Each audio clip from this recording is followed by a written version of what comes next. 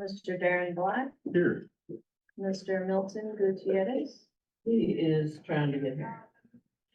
Mr. William Clark, Yes, ma'am. Mr. Thomas McDonald. I'm present. Can y'all hear me? Yes. Yeah, there. Mr. Thomas Rice, Here. Miss Norma Yato, Mr. Dave Yelovich, Present. and Mr. Frank Denton. Here. We have a quorum. We do have a quorum. Let's hold, did you say Milton's trying to get here? I'm trying to get him right now. He's calling, we're playing a little phone tag. Okay, we will, defer item number 4 until we get his status on, I think Norma was supposed to join us video also. Yeah. So we'll give them a little time and find out what the story is before we take up item number 4. Okay, thank Don't you. let me forget. Here's Milton. He's gonna zoom. Chairman's remarks.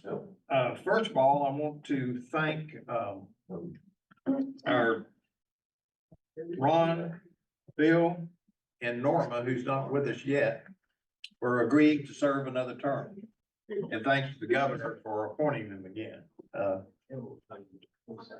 People are always thanking the governor for making the appointments. I thank the board members. They're the ones that are making the commitment to do it. So I thank you for agreeing to serve. So we're thrilled to death for that to happen. We have had, just a brief comment on our town hall meetings. We've had several since our last board meeting.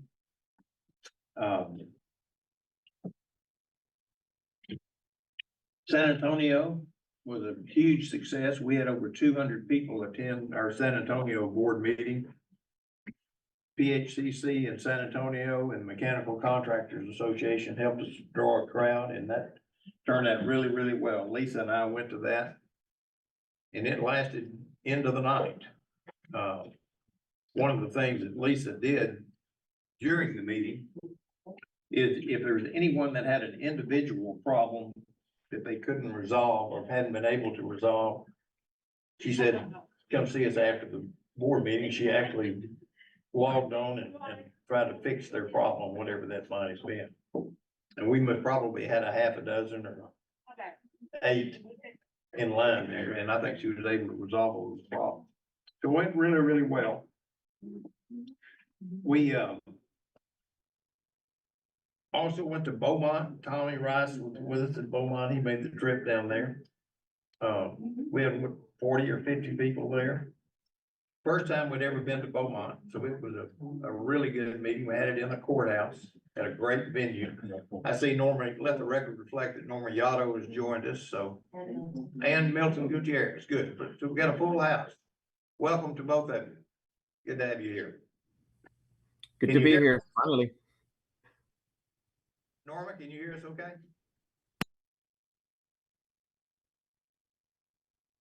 Read my lips. You might text Norma and make sure she's got the sound working. At any rate, went to Beaumont. Tommy came down there. We had a good group of people. Lasted maybe an hour and a half, a great venue. Thank you, Charlotte. Worked out just perfect. Also, we took Kevin. Dick was there. He went with us to Beaumont, along with, Brendan McDonald, who maybe some of you have met out front. They were a great addition to the club. They served the purpose of what Lisa did in San Antonio. If anybody had an individual problem, they were there to be able to resolve it on the spot. And it was really great having them there. They did a great job. Then I guess we went to Lubbock was next. Darren went with me to Lubbock. And then from there to Amarillo. We had probably 90 or 100 between the two meetings, between Lubbock and Amarillo. Amarillo was a great venue. It was in a convention center. You could have put 1,000 people in there. It was kind of like the one we had, Tommy, at Lone Star College. It was a huge venue. But it filled up pretty good, and in part it filled up because PHC, we had coordinated this with PHCC. And PHCC had scheduled their annual board meeting in Amarillo. Support that Amarillo chapter. So that helped us draw a crowd there. And then after the event, PHCC Amarillo had a reception for everyone, so it was a great meeting. It's always great to have a plumber with us. Darren and Tommy, we appreciate the two of you being at those meetings you were at. It really adds a lot to have a plumber at the meeting. Plumbers relate to plumbers. I think it gives them a comfort zone to have someone there that's in their industry, so it was great that you did that. Another thing on the outreach side is I spoke to the Austin chapter of PHCC this past month. They had at their local office in Buda, and we had about 30 to 40 people, kind of a town hall type setting, and that went well. And also I was asked to speak at the Texas Association of Builders. I served on a panel with a member of the TSTC Board of Regents. And our subject was workforce development. And I would have to tell you, the plumbers had more to report on workforce development and the progress that we've made in the last couple of years, I think, than anyone at the conference. So it was very well received. Dave is a member of the Texas Builders or Association of Builders. Justin McDonald is a member and matter of fact is treasurer, both very well respected people in the organization. And we were very well received. I know that there has in the past been some conflict between plumbers and home builders and things like that, but I'm going to tell you, when it comes to economic development, we are joined at the hip whether we like it or not, because their success is our success. If they're not booming and growing and doing well, plumbers don't do well either, and vice versa. So they were really pleased to hear that we had stepped up our game on our testing. You have to remember, when any of you are talking to groups like this, it's kind of old hat to us because we hear it all the time and we talk about it constantly. But this is new information for groups such as this. They don't have a clue what we've been doing for the last 2 years. So it was really good to talk to them.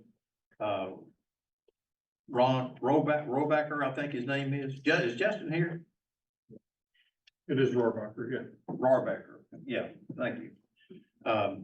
He is a relatively new member of the Board of Regents for TSTC.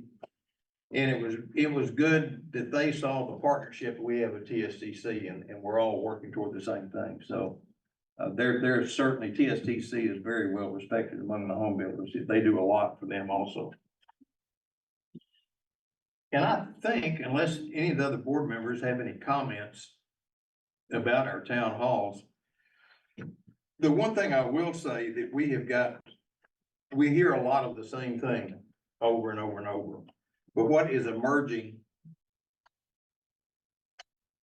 as, along with unlicensed activity in the state, as the number one issue is our communication. So we have sure identified an opportunity our agency has to improve our communication with the industry.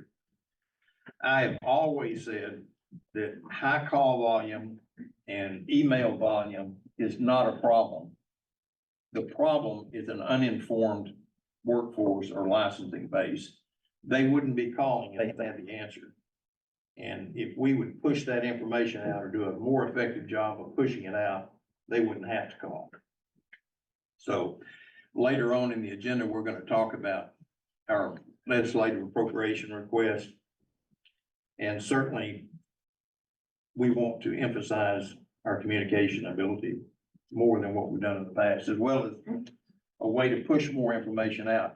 It's a little bit discouraging, and board members back me up or contradict me on this, but most of the questions that get answered at the town halls, the information is already on our website. just about every single question, with the exception of those that are personal to them, that has to do with their license, general questions are on our website. And people just have a tendency of not, I'm guilty just as bad as everyone else. I'd rather pick up the phone, someone tell me, rather than me dig it out on a website. So we've got to figure out some way to keep pushing it out. The Ask Kevin function is just a dynamite way to do that. It makes it easy to access it and find it. So I definitely think that's a step in the right direction. But we want to ramp that up in our LAR and certainly do more of what we're doing. The other thing that I would add is thank you those who gave the written comments on our med gas question that we sent out. We have received those. They've been distributed to all the board members so they can take a look at them, and we'll address that in a future meeting. But just to let you know, we did get the comments. We have distributed it to all the board members, and it's in their packet, so. Board members, any of you who attended the town hall, any comments or? Felt like they're very well received, and even some of the people that are coming for the second time seem to be even more engaged. I think the initial ones, maybe nobody really knew what to expect, but now they seem to be appreciative of an opportunity to communicate directly with board members, and a lot of people that come have a problem they can't figure out. So having Kevin and Justin there I think that was very well received, and they were excited to have their issue resolved. A lot of people in our industry, they're in our industry because they're not necessarily good at school or tech savvy, but they're really good at solving problems and good with their hands and obviously able to learn. But whenever it comes something going through a website or filling out a form or something, they just need a little bit extra help, but maybe they don't have any resources to help them with that until we give them that with the town hall. They're in their backyard. Something else that happened in Lubbock. We had a CTE director, I think his name was Mr. Martinez, who runs the CTE program for Lubbock area, and high schools feed into him. He told us he had 88 kids in his high school plumbing program. And that's pretty darn remarkable. He had 88 kids. So we used the town hall as an opportunity. He was also trying to help these young people find after school and summer employment.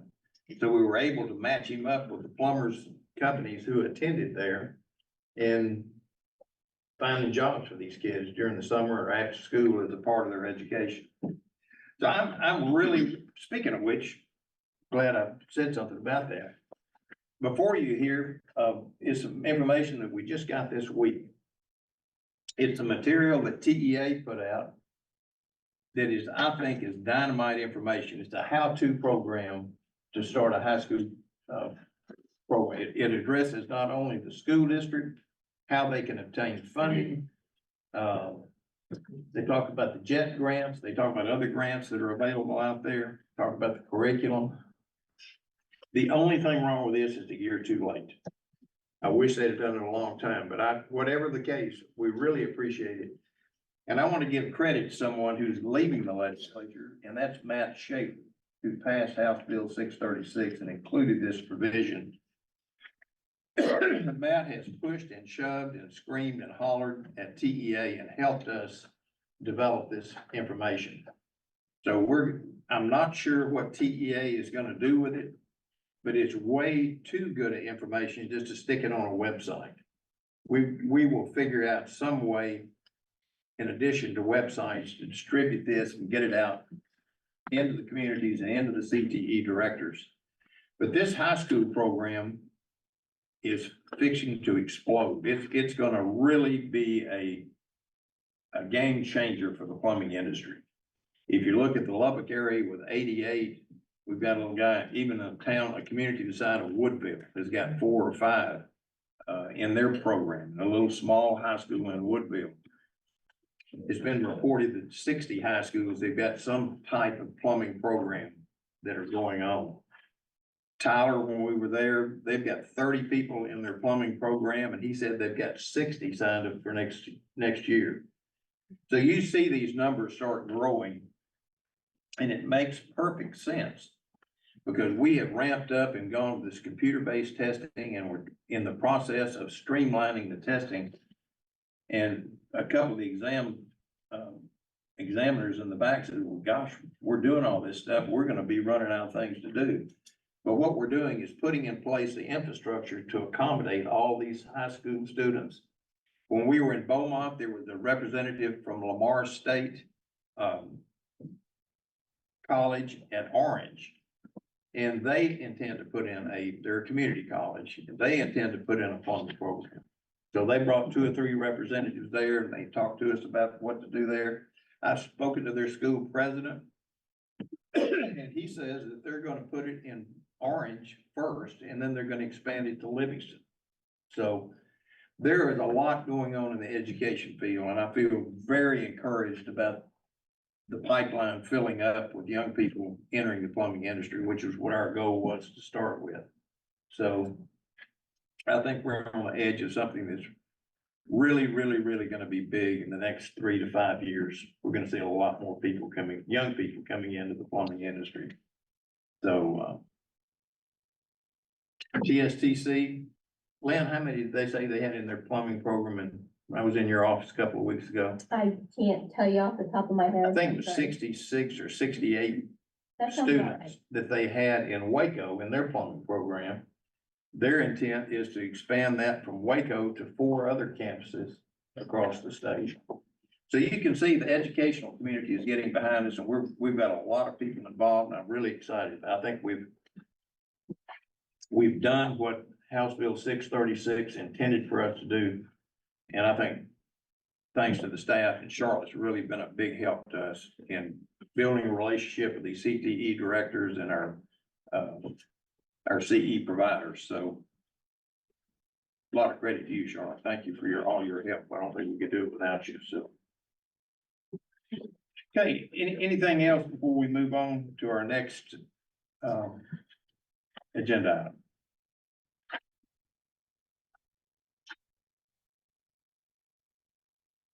Okay.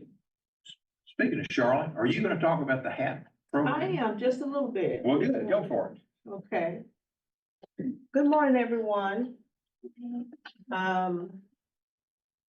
We are, Introduce yourself, because everybody doesn't know who you everybody are. don't know. Okay. Charlotte Walker, I'm the education specialist here at our agency, TSBPE.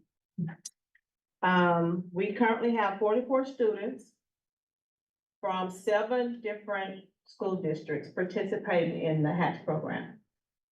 And that's 44 students that have finished their applications, fingerprinted, and have everything in here for us. The local plumbing companies have agreed to hire some of the students for the summer after school is out. Some of them are currently working with companies, plumbing companies as well, in addition to going to school, to make sure they get their credible hours. Between now and the school year of 2024-25, we have Lincoln High School and DISD that will have approximately 56 students entering our program. 4 of those students have already gained employment with some plumbing agencies or companies for this summer.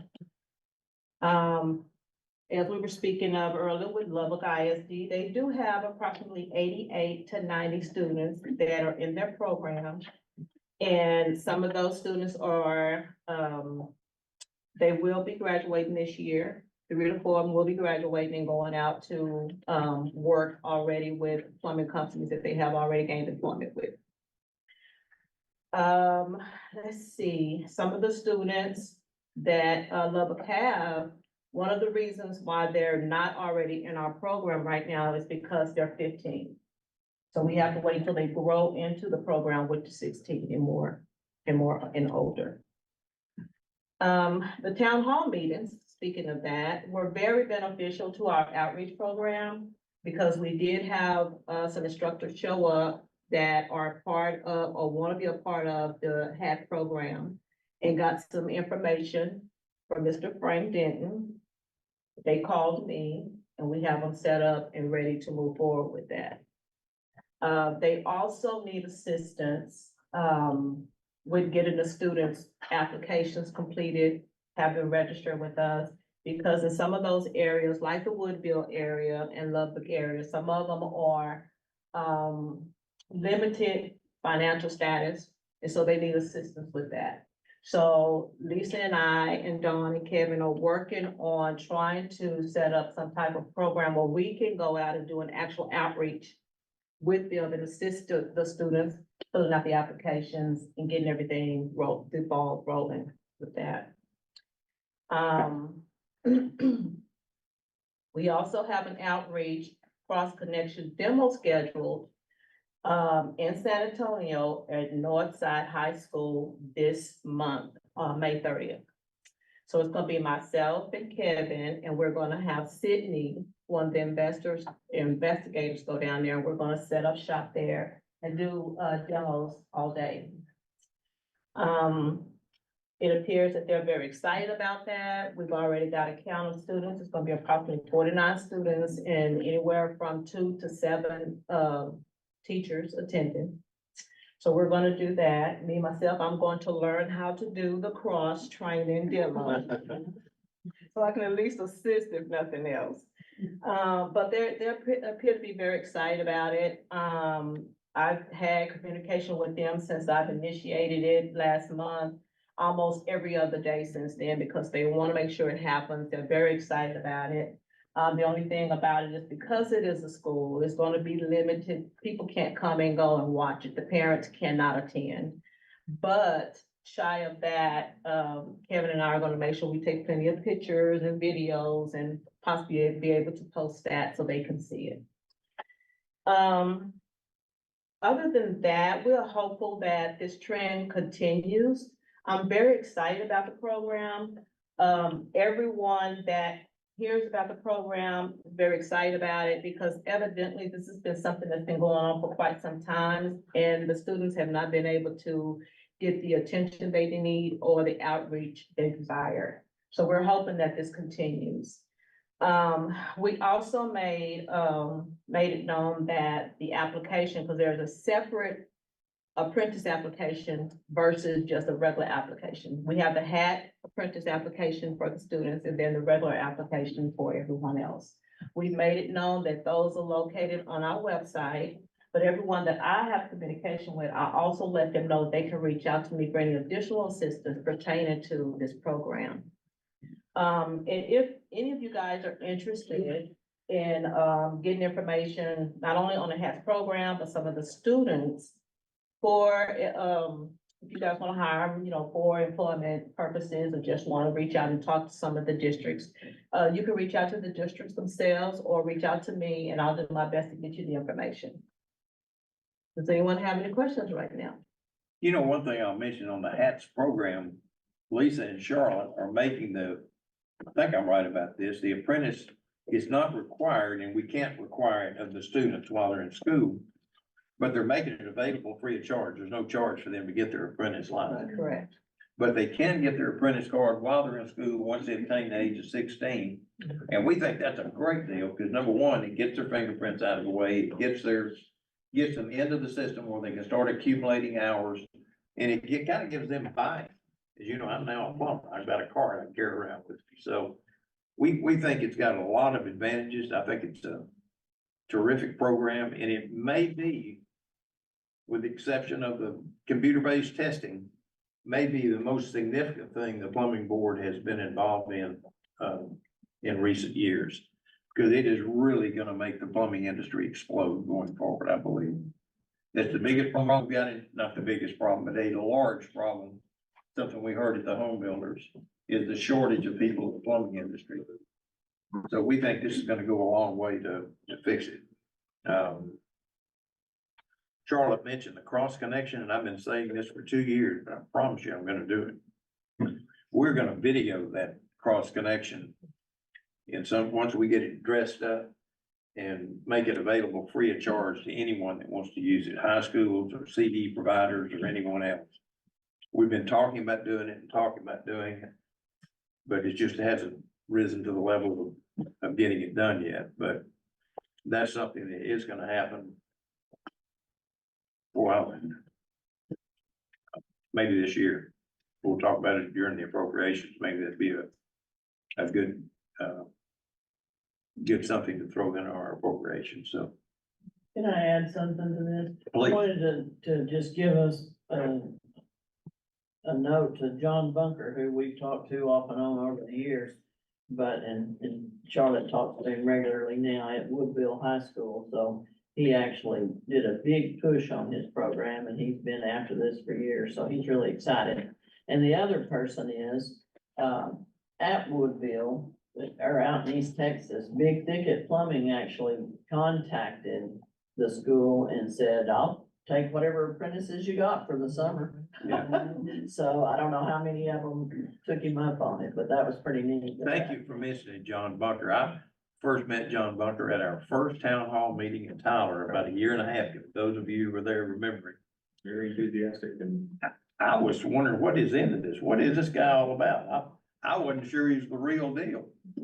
Because I mean, he drove all the way from Woodville to Tyler. And I mean, he was all over us, asking us questions about it. And that's before we didn't even have any answers at that time. So John is very enthusiastic, and you see his picture up there on the video with his students.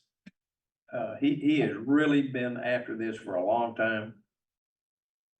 And he's kind of been a trendsetter from a little small place in Woodville, Texas, over in East Texas that, so we're real proud of him and appreciate his diligence. And Mr. Chairman, we've also provided him some books that he asked for. I knew you did. That's Yeah, right. he asked for that. He also asked me to go speak to his apprentices. Yeah. John used to work for me back in the day, Is that way right? back when, yeah. So, you know, he's been trained, but he's been all over the place, and Well, I tell you, he's really gung ho on I this wish program. we had some people with his enthusiasm, but some of these high schools with 2,000 or 3,000 people in them, we could really get going, so. Yeah. So anyway, we're real excited about it, and everywhere we go, it seems like another program pops up, and thank goodness now we've got Charlotte that we can say, yeah, I know just the person to talk to Charlotte. She'll give you all this information, exactly how you need to do it, so. Sound like we're getting really, really close to doing it. Dave mentioned something to me that I'm really proud of. They say that imitation is the highest compliment you can play somebody. Dave serves on the advisory committee for HVAC at TDLR. And they're copying everything we've done in putting together the plumbing program. They are basically, and I talk to them once every week or two about this or that, or what did you do with this, or what did you do with that? So they're tracking along right behind everything we've done for HVAC and for electrical, because they move a little slower than we do, but they're getting there. That's because you're not the head of them anymore. No, that's not the idea. It's a big organization. They've got a lot more steps to implement it. TDR will do it, and they'll do a really good job, but it does take them a little bit longer than it does us. They have to go through a lot of committees and advisory boards and stuff like that, so. But anyway, I'm real proud and I'm thrilled to death to help them. And people know, as a matter of fact, Matt Schaefer called me last week and asked me what was going on in TDLR on their electrical and HVAC. And I said, what the hell do I know? I said, I'm at the plumbing board. So I gave him a number. He could call them and ask them about it, so. So anyway, thank you, Charlotte, for all that you do. We didn't know how much we missed you until we got you. Now that we got you, I don't know what we'd do without you. So thank you for all you I do. knew how bad I wanted. I know. That's for sure. No, Charlotte's just doing a great job. Really, Appreciate it. really appreciate it. You filled a void there that we've needed for a long, long time. And we just couldn't be happier with the job that you're doing. So, Thank you. okay, item number 7. Did you have anything else, or board members, do you have anything else of Charlotte, or the outreach program, or the HATS program, or anything else? Mr. Chairman, Yes, sir. I was just curious, I know you said you got some information from TEA recently about how to get this program going into more schools, correct? I was in contact recently with a gentleman and I forwarded him over to Charlotte. I don't recall his name, but, he was very interested in bringing this program out to schools as well. But, and I don't know if that, what I'm getting at is I don't know if that packet includes this, but I think it would be, important to maybe look into, getting credit for these kids at the schools they're going to for taking these plumbing courses. You know what I'm saying? Like, if they do this HAT program, they get some type of credit towards their classes, towards their graduation in the school that they're in. Mhm. To kind of promote the program itself. It would probably get a lot more students interested in it. If they receive some kind of credit that way. Talk to the person in charge, Charlotte, right? We discussed it. I just wanted to bring it up. Good, okay. And thank you for bringing that up. Lisa and I are in communication about that. She's also going to speak with Lynn. So it's collectively right now, being discussed. All right, let's move on to item number 7. It's for the last 2 years, we've been working on this 4-year rule review. But I would argue we are probably the only agency that actually has done a 4-year rule review and gone through, the plumbers on the board and myself and Lisa and Steve sat in that room and went through every line of every rule we had about a year or 2 ago. And as a result, we've made some modifications along. The last one that we have to adopt as a part of the 4-year rule review is chapter 361. We could have done this a meeting or 2 ago, but I learned something that since we had something pending in 361, we couldn't do a final adoption on the total chapter. So we now have nothing else pending in it.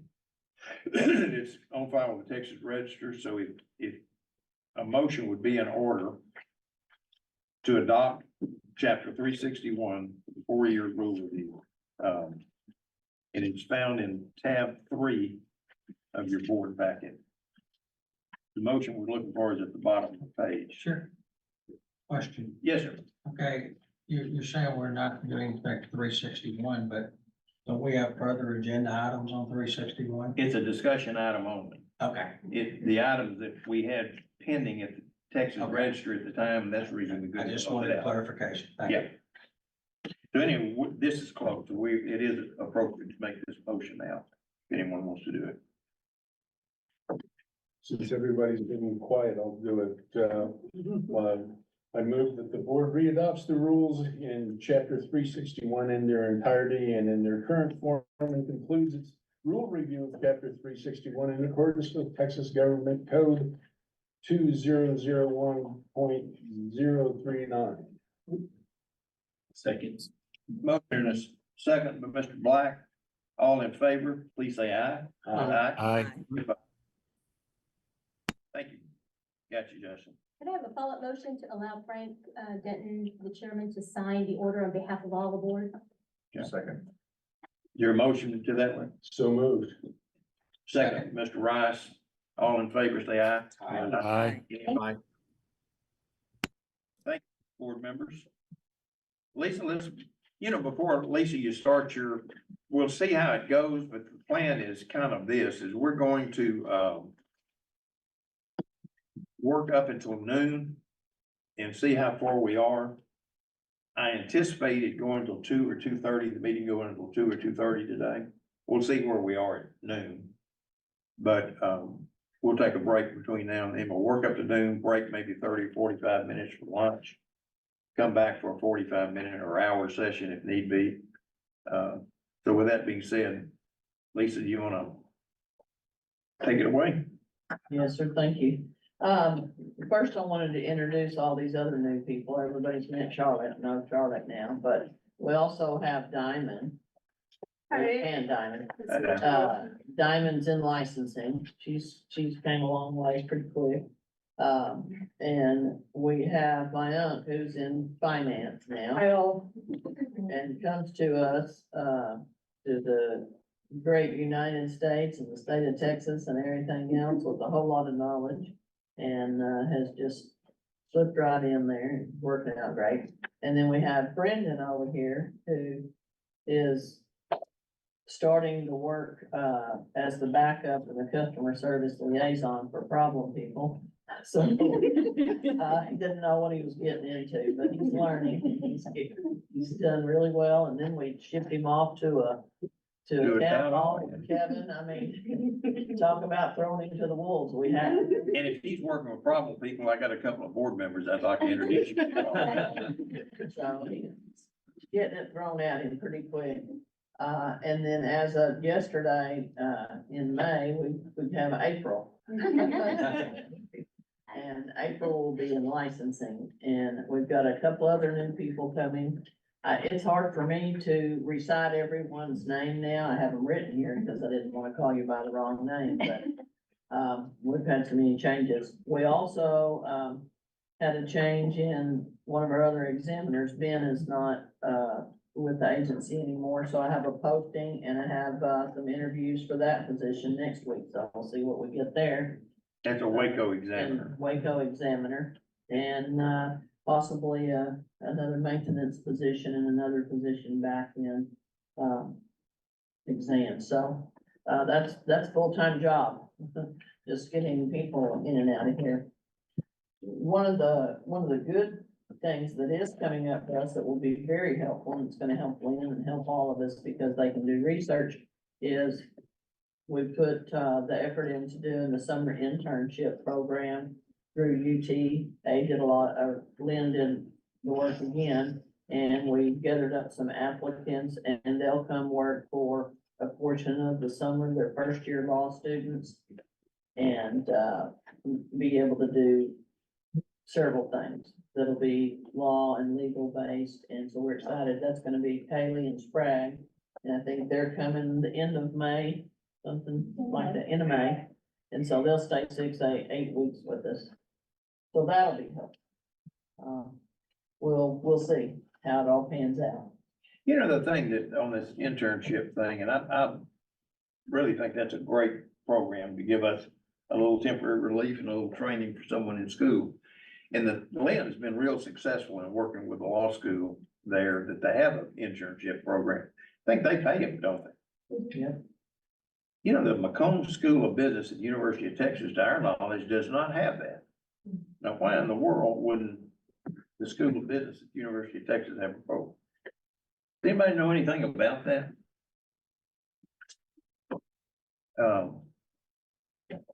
They should have one. And if I can add to that, we posted our ads across the spectrum of schools across Texas, undergrad and law schools. UT has just been the most successful working with us, but we would be delighted for any school to help us, and we've worked a lot with them. It's just, I think our proximity to the UT Law School has led to some level of Oh, sure. success for us. That makes sense. And, and they've been a big help. We had a couple last year that were a big help for us, and I wish we could do more of it.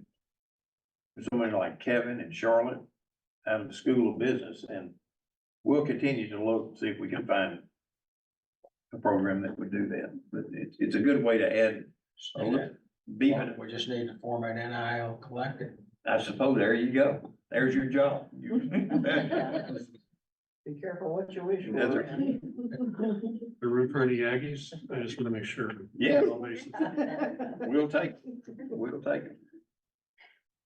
I think the last time everyone met Dan, and, Dan's our director of finance now, and we're trying hard to not just wear him out by everything we piled on him whenever he initially came, but he's done really, really well. We're on base reconciliation now. I think that's all probably squared away. And in addition to that, he got thrown into the risk management report, which we have to do every year. And that's kind of a collective effort from all the different departments. And of course, your risk goes up every day, and we increased our risk just having, we add a car, that's an additional risk. You add an employee, there's risk. Services you offer, and going to, back and forth to, Waco. There's all these things, and so we take every department and break it down, look at it carefully and report on the things that we do that, reduce the risk. And so Dan got thrown into that, did a lot of that, and put it all together, and we got it done on time. We're just, we jump in here and do everything we can to get it done, but thank you, Dan. Customer service survey. Please, before you get off of Yes, that, sir. let me, on behalf of the board, welcome all the new employees that you haven't been here before. You are sorely needed. You're important to us, every one of you. One of the big advantages of working with a relatively smaller agency is we don't stick you in a cubicle and stick you there. Everyone kind of pitches in and works across lines and helps each other. And if you've never worked in state government, there's nothing more hard than to work for a large agency and they stick you in a little cubicle and that's all you do. You never see anything but that wall in the back of you. And it's a real advantage. I think that you will enjoy the culture at our agency. There's not any big shots running around here. It's just everybody pulling together and working together. So we are thrilled to death to have every one of you here. And each of you are extremely important to us. So welcome, and I hope it works out for the both of you, for all of us. I hope it's successful for you as well as it is for us. So thanks for being here with us. So. And you can go back to work now. That's kind of where I was headed. Nobody got up and left, so.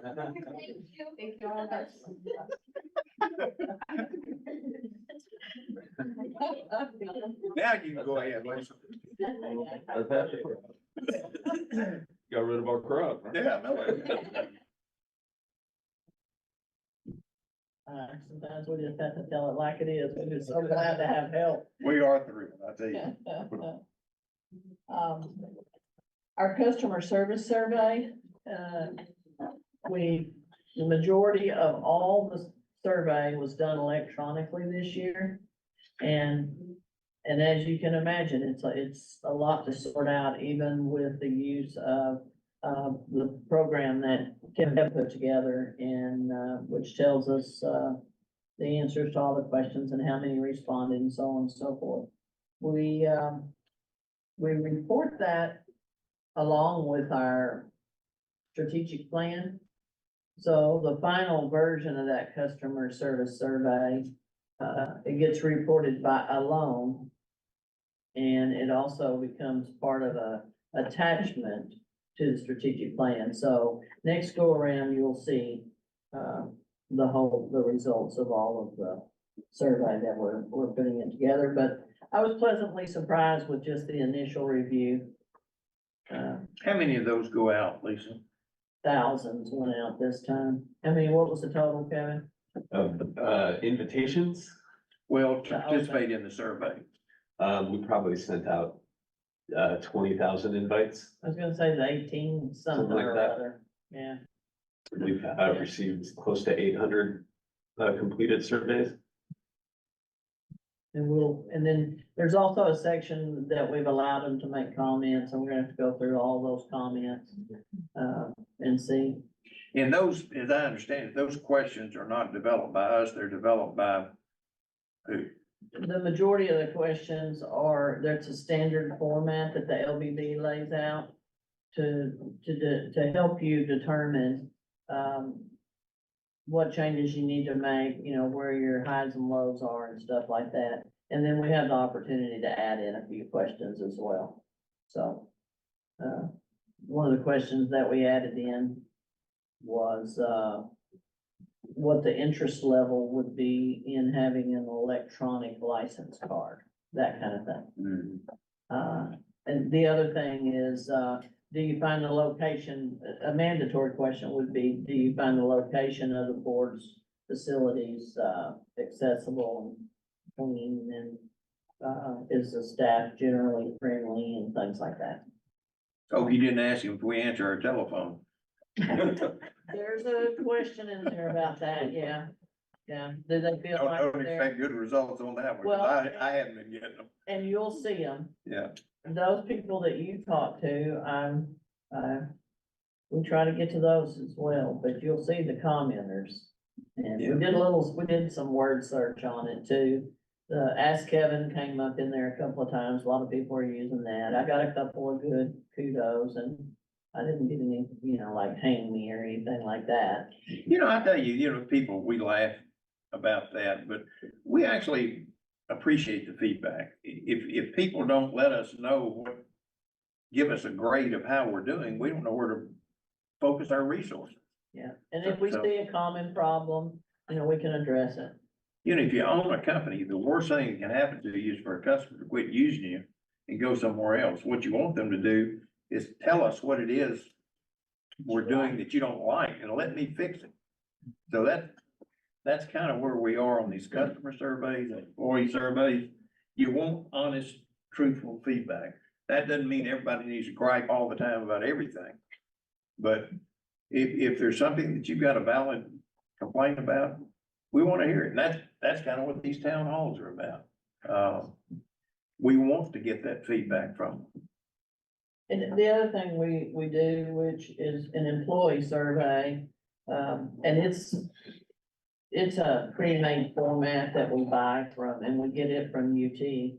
It's an employee excellence survey, and we send that out to employees, and that helps us see if we've got anything that we need to, provide for employees. Do they feel safe working here? Do they feel like they can go to their supervisor and they'll be heard? And, so we've got to put all these things together, go into a report that'll be due at the end of this month, so. And that goes to who? To the LBV. It's part of the strategic plan. But we also post it separately for all the world to see. Mhm. And we do it as directed. Oh, fingerprinting reports. I want to tell you something about fingerprints. We've had some people that did not know that fingerprints are needed to renew their license or take an exam.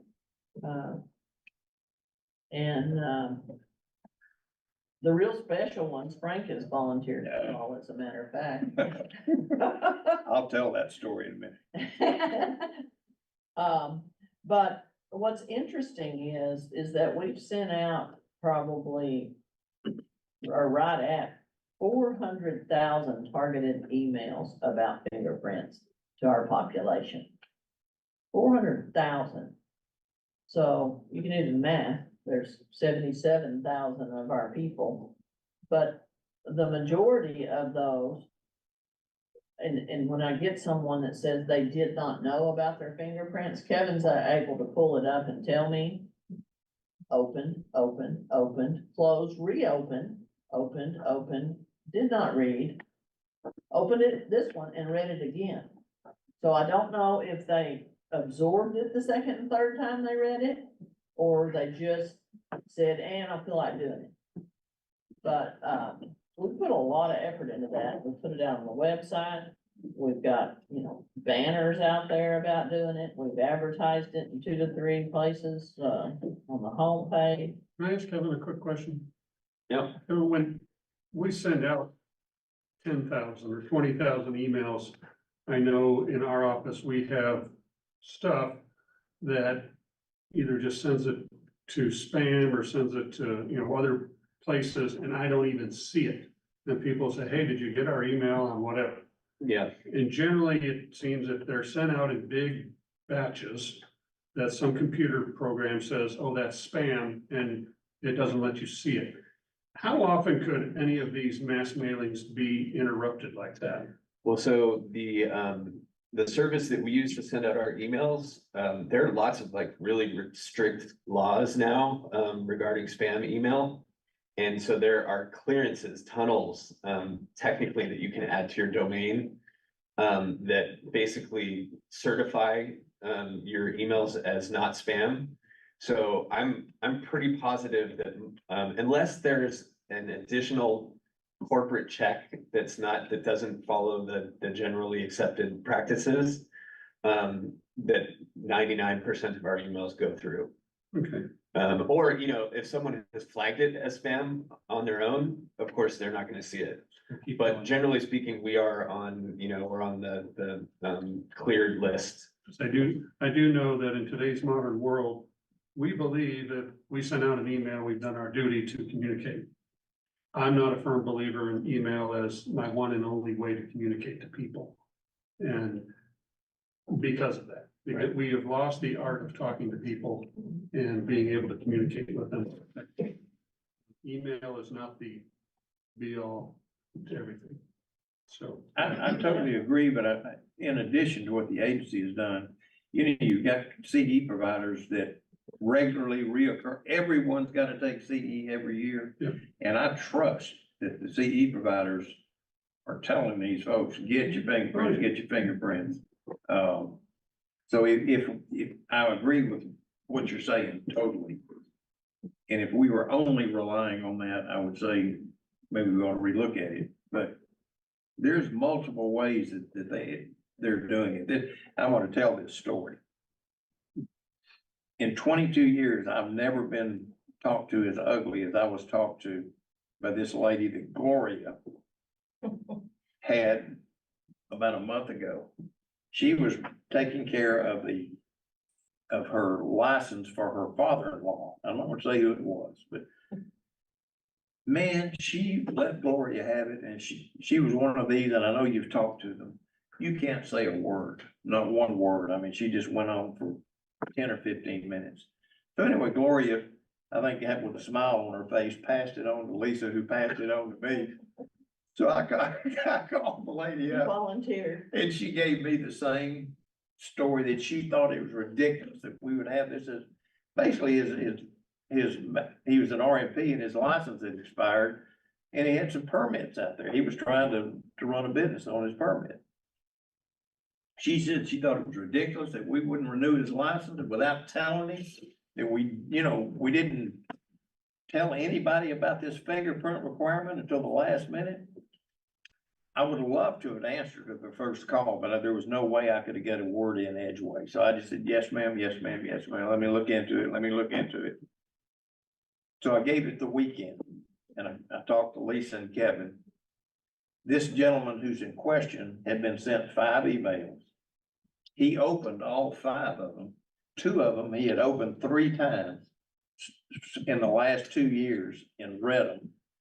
There were 4 people in their plumbing company that already had their license and already had their fingerprints done. So anyway, I called her back on Monday after she had a chance to cool off a little bit. He said, well, I didn't know that. She said, I just found out this weekend. The rest of my people didn't know about the fingerprint thing, so. But anyway, it is a challenge, but for someone to say, be in the plumbing industry or any building trade and not know that fingerprints are a requirement now is almost not credible.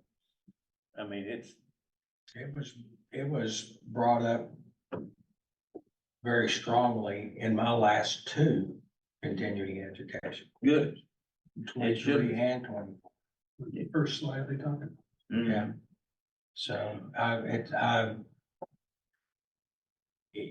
ignorance of this is a pretty flimsy excuse. I kind of think it is. We want everybody to get a license, don't we? I mean, it's not like we're trying to knock them out of a license. We want them to get a license. And I will say this, at the last few town hall meetings, there have been very, very few that have not gotten their license. We always ask that as the first question. How many here have not gotten their fingerprints? There's hardly a hand goes up in the last 3 or 4 that we've had. So I think we're making progress. Which leads me to the question is, what percentage are we done?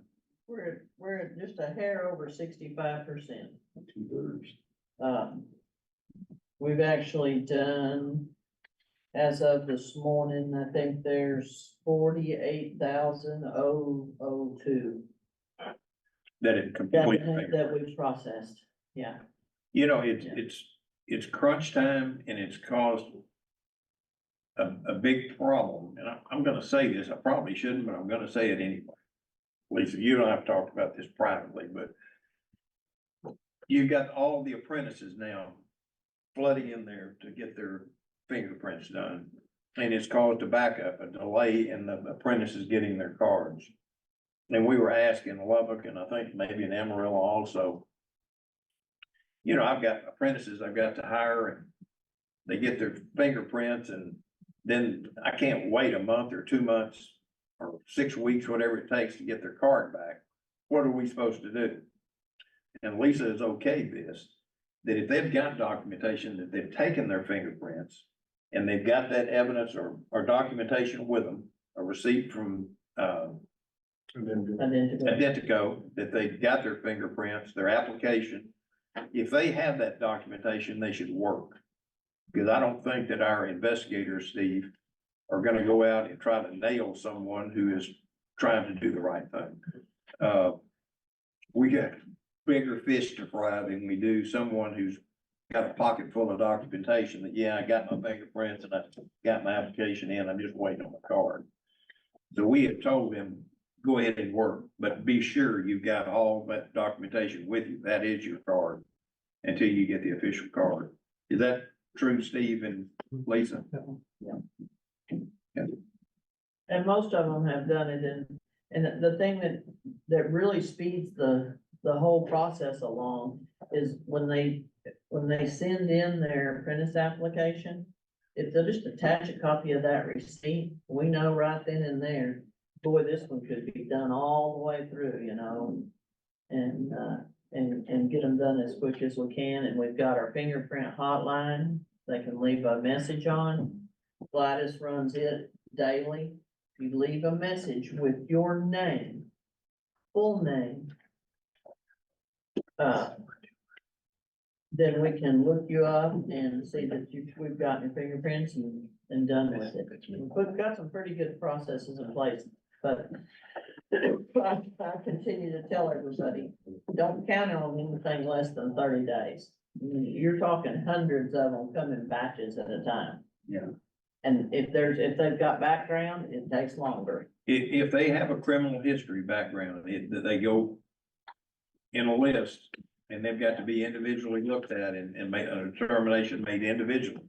It's gonna take a little longer on those. Our But still, process works though. It really Yeah. does work. the ones that are critical, they're all critical. But the ones that are really critical are your masters, your RMPs, your journeymen, your tradesmen, the ones that got to have that license. To file for, to get permits and things of that nature. So if I were an RMP or a master, I would have been first in line to get my fingerprints done and get it behind them, because they're the ones that really run into critical issues. The apprentice, we can kind of deal with that, and we are dealing with it. And sooner or later, we're gonna be done with them. We'll get around the first round. So I think we're gonna make our date. the date is September 1, 25. 2025. So we will get there. It's a big undertaking. But we'll make it happen, so. Lisa, can I ask a question on the email, since we're having such a 400,000 going out? This was brought up in one of our town hall meetings. Would it be possible for us to do a text? I mean, that's a lot of numbers. I know cell phones and I don't That's know. another whole program to Yes, do the ma'am. text that we've talked about, and so we have to decide where to put our resources. And, when that 400,000 is over a period of starting in 2019, and I was gonna address this a while ago too, if they wanna get removed from the list, they send something and remove us from their list. So a lot of them don't even read stuff and ask to be removed. I ask to be removed from mailing lists all the time. Text works great on communicating. It's the best thing that we ever did, as far as communicating on scheduling exams, which we're gonna test it in renewals soon. But the whole text program, Kevin and I have discussed that, and it is another whole ball of wax, so to speak. Does it entail buying a system that allows you to do that, or? No, it just entails getting the opt-in of anyone who would be receiving a text. So they would have to, give us permission to text them. So that's a whole, rollout that we would have to go through. not as successful as getting people to get fingerprints. Yeah. Yeah. You know, Yeah. I've been Yeah, sitting 10 in the years. cheap seats for however many years. There has not been a lack of an attempt to get people to understand that they have to have their fingerprints done. Our is the communication perfect? Probably not, but it's as close to perfect as it can be. If they don't understand it, they've been living Don't be. under a rock. It's on them. That's got. Thank you, sir. I'm sorry, this is absurd, we ought to go on to something else. Well, I agree, but it is a real world problem. And some of these folks that, whether they're right or wrong, it's their business. It's their livelihood. So they're not gonna have a license for, when they realize that they can't renew, it's gonna take them a little bit longer. That's the way life goes. I'm sorry, I probably should have more sympathy for them than I do, but I've been hearing about this since I came on the board. And as most of you've also heard, professional engineers who are not likely to go into somebody's house have had to have their fingerprints for probably 10 years. Again, no sympathy. Okay, start sending those calls to Bill. Matter of fact, get that lady's number and give it. Mr. Chair, I agree with Bill. This is not a new problem by any means. And, I think we've done everything we can do to get the word out. And for people who think renewing a plumbing license is hard, I renewed my driver's license this week and it was a royal pain. And at least our licensing, we have everything that you're supposed to have up on the website. DPS does not. So I get there, have to find out that I've got to fill out all these forms, and then they want to see a copy of my passport, and I ended up having to go home and come back, and it was a huge old pain because they didn't publicize it. So I additionally don't have a whole lot of sympathy at this point, since we've been talking about this literally for years. That's the DPS calling. And if people think that we take a long time to get tests scheduled, you have to, if you want to renew your driver's license, you got to schedule with DPS at least 3 months out. Oh. And that's not even to take a test. That's just to talk to a person and get your picture taken. Don't encourage it, folks. Now, I agree with everybody, but at the same time, I don't want anybody's business to be disrupted because they need fingerprints. But I'm with you. If you want to go out to everybody's house and ring their doorbell and tell them, that's okay. Yeah. Kevin, just to segue into I'm just telling you, you'd have to call Bill. You just take me off the list.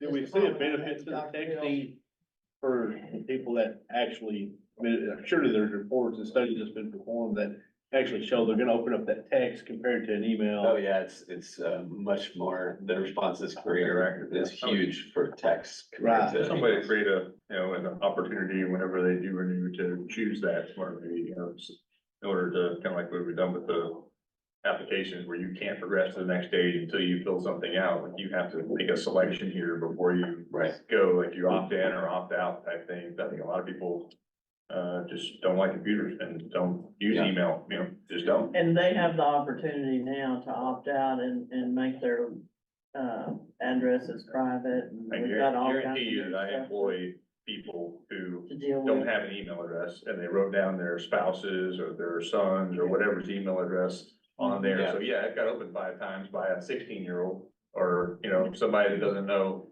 what it is, like, oh yeah, I don't know what this is. Oh, I don't know what that is either, They have no idea, but it's just an email that their dad or grandfather or uncle or whatever put down there, assuming that maybe they would be told that something hit. So whenever they're saying that they didn't see it, they're not lying. They're just put an email down because they had to fill that out because it's black on the form.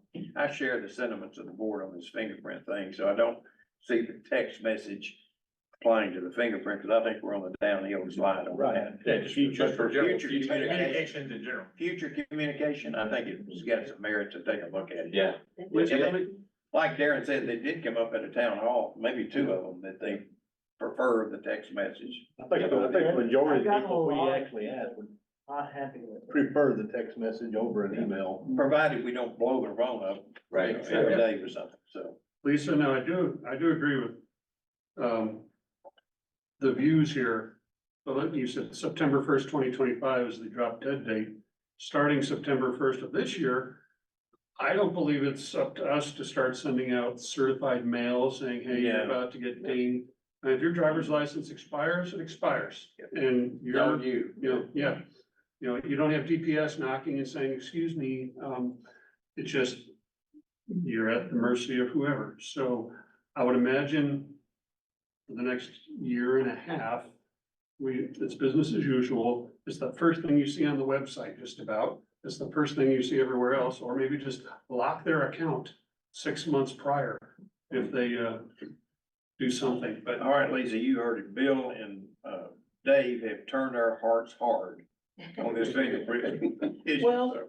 And to go along with that, I mean, we're watching it and we know that we've got to meet this deadline. And so we've put what I believe to be unbelievably great systems in places that we've shared with other agencies because we've done such a good job on it.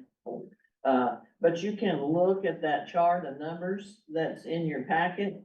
And we even went and put a note about when things were started because you can see the downward trend in what's renewed. We're still getting applications in, but whenever you start looking at the number of licensees, you'll see that we just don't renew them. We have sympathy in certain situations like worn fingers or they're having trouble or whatever, but other than that, you got a lot of people. And it happens. Aren't gonna get renewed. I'm one to testify that to test the system, I applied for an apprentice license. I don't know if y'all know this. Cause I wanted to see if what they were telling me was true, how long it took to get my apprentice card. So without telling the staff, I went ahead and applied for an apprentice license. And they worked just like it was supposed to. They emailed me back and told me to go get, my fingerprints done, which I did.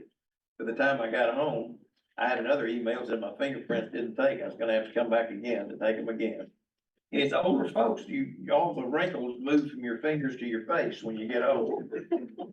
So, I went back and got it again, but sure enough, in about 3 or 4 weeks' time, I got my apprentice card. So, That explains why the average age of an apprentice went down. you know what, it's 10 after 11. So let's take a break, it's 10 after 11, let's take a 10-minute break, we'll be back here at 11:20. Sorry, Frank. That's okay. The truth hurts sometimes.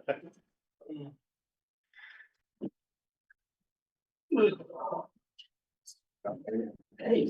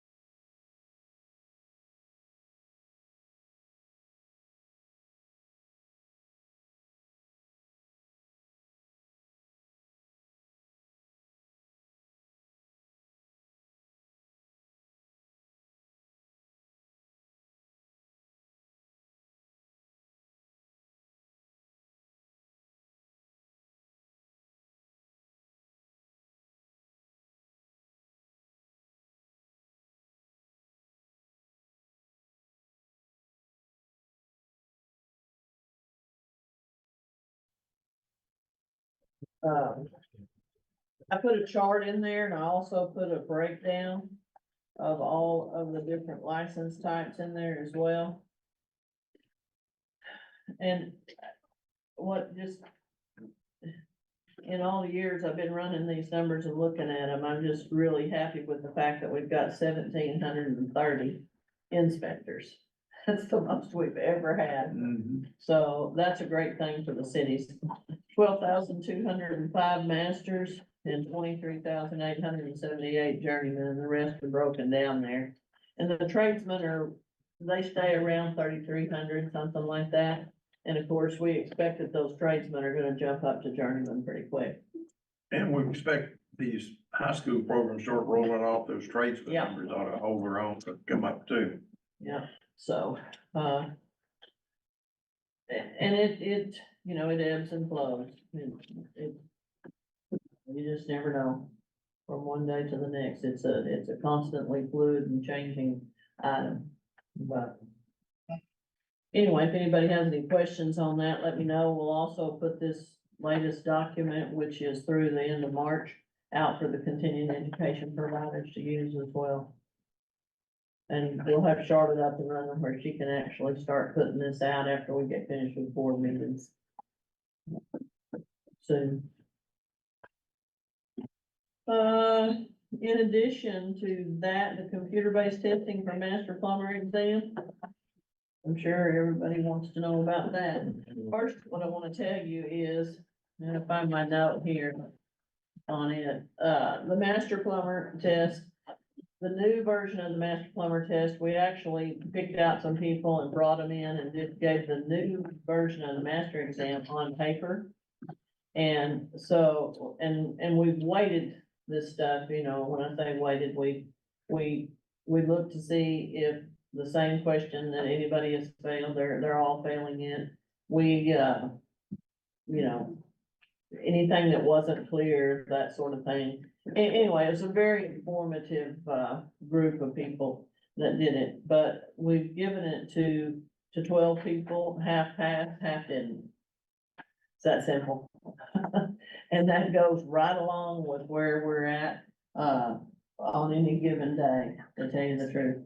And I believe with the old test, we had about a 53% pass rate on the old test also.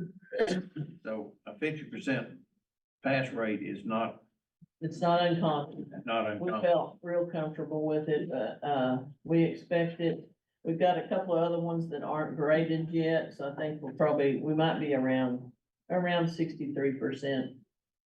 Would be a high point, I'd say, in passing it, but it's a beautiful exam. We've done a lot of hard work. We've all pitched in and worked on it. Dawn's worked on it. I think Dawn can take it now. I'm not sure. I don't know if she can pass it, but she can take it.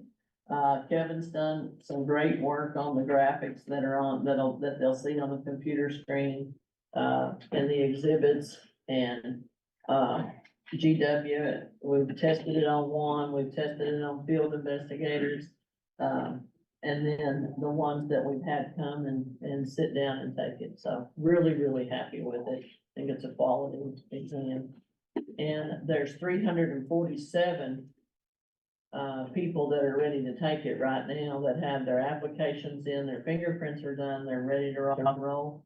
And on the 7th, 8th, and 9th, the files will start going over to Pearson. And on about the 11th, they should be able to select their exam. And so the first day that they'll probably take it will again be on my birthday, the 17th, but there may be somebody that takes it on the 12th, we'll see. And the big test will be, when we send the batches, the final real live batches, and see how everybody does it. But Kevin sent out an email blast and said, okay, get ready, it's coming.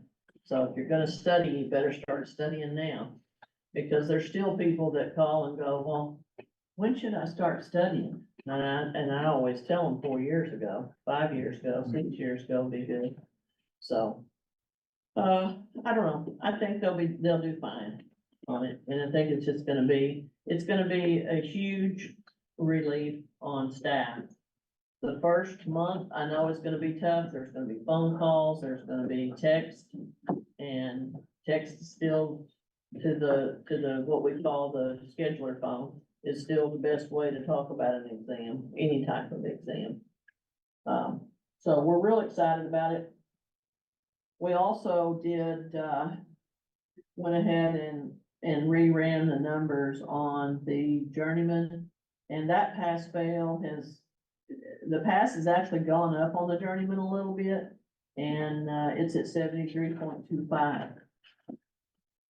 So, that's a good thing. The tradesman, 71.38. Is that in our board packet? No. It's, Before you get off the master, explain what's this cent 367 open rate 80.7, the second page, Oh. what that is. yes, sir. That page, when I said we took all of the processed open apps and we sent an email out because the majority of them, they all had email addresses, all 347. I think there's actually 360 something. 67 is what it Yeah. says. 67 that had emails. And, and what that open rate is the number of those master plumbers who have approved applications that opened that email. But, so that was pretty high, 80% of them opened it. Of course, the subject line popped up and said, master exam. So that was of interest to them. And then they're gonna get another one that says authorization to test. But that will come from Pearson View. And that one will come from Pearson View. We're gonna send out another blast, just to say that, okay, it really is coming. So, but they've all been pretty gracious and patient and, have studied, and so we're really excited about it. It's a long time coming. Nothing happens fast. I wish it could all happen faster than it does, but we do the best we can. It's a good looking test. I've seen it, and the graphics are perfect, the charts and the graphs. I mean, it's pretty first class. It looks like something that cost about $50,000, is what it looks like. It looks good. And I'm somewhat encouraged that our pass-fail rate is consistent with what it was on the older test that was done by paper. Still not high, but it is what it is. It's a tough test, but it's also the top of the food chain when it comes to the plumbing industry, so it should be a tough test. And it's gonna cost $128.50 is the cost on it. And the reason why we were able to keep it at $128.50 is we've done a lot of testing to determine that they could get this done in a maximum amount of time of about 5.5 hours. And 5.5 hours plus 30 minutes of a break, so you got 6 hours. And then we also time tested it on this dozen that we've tried it on, and that's just about right. You're always gonna have somebody that's gonna fly in here and take it in 2.5 hours. You know, what the first guy that took it, Lisa, was telling me, he took it, was out of here in 4 hours and made 82 on it. Yeah, my very first, Yeah. and when I called him up and we, you know, we didn't do a lot of research on who we picked, but we picked people that were, I'm gonna tell you, I had a guy from Kentucky. I think we had a Florida. We had a field investigator. I had a union plumber, a non-union plumber. You know, we got one of every type and at random and chose them. And some that I thought, when I looked them up, they made a pretty high score. Some didn't make as high a score on the journeyman. And so we had high hopes whenever we put this one particular person in there first off, and he zipped right through it and did really good. And others take the full 8 hours. And others take the full 8 hours, and there's nothing, it's 6 hours is what it is. Okay. And there's nothing wrong with taking the full amount of time. Whenever you're sitting in front of the computer, you have the opportunity, if you see one of the questions and you think, I'm gonna answer it, but I'm gonna mark it because I wanna go back and double check myself later. you mark it, and then at the end of the exam, it says, oh, do you wanna see these ones that you marked? And then it shows you these again, so there's nothing wrong with going back and looking again just to be sure. And there's nothing wrong, you got the time, take the time. And I had a guy yesterday, and I told him, I said, take your time. You don't, nobody's rushing you here. And he took most of the day, but he made a really good score. So just because somebody else is sitting over here and they're out in 2.5 hours, it doesn't mean that they finished. They could have just gave up and walked out. They could have finished, they could have failed. And I can tell you that we did have one that was really quick, that went right through there, best climber in the world, and not a problem, and he failed. So, and also, am I correct, that nobody's gonna be taking the same test? It scrambles, it's scrambled. the questions are scrambled, so it's not you can't come in and say the first 10 are A, C, D, A, B. It won't work. It won't That's work right. because they scramble the test, so. It's So all good. If anything, sanitary it's a little plumbing. bit more difficult than it has been in the past. If anyone has been talking to someone who took the test and said, okay, well, the first thing here is this, it's not gonna work anymore. Yeah, don't listen to them if they tell you that the first 5 are all B, Yeah. because that's not true.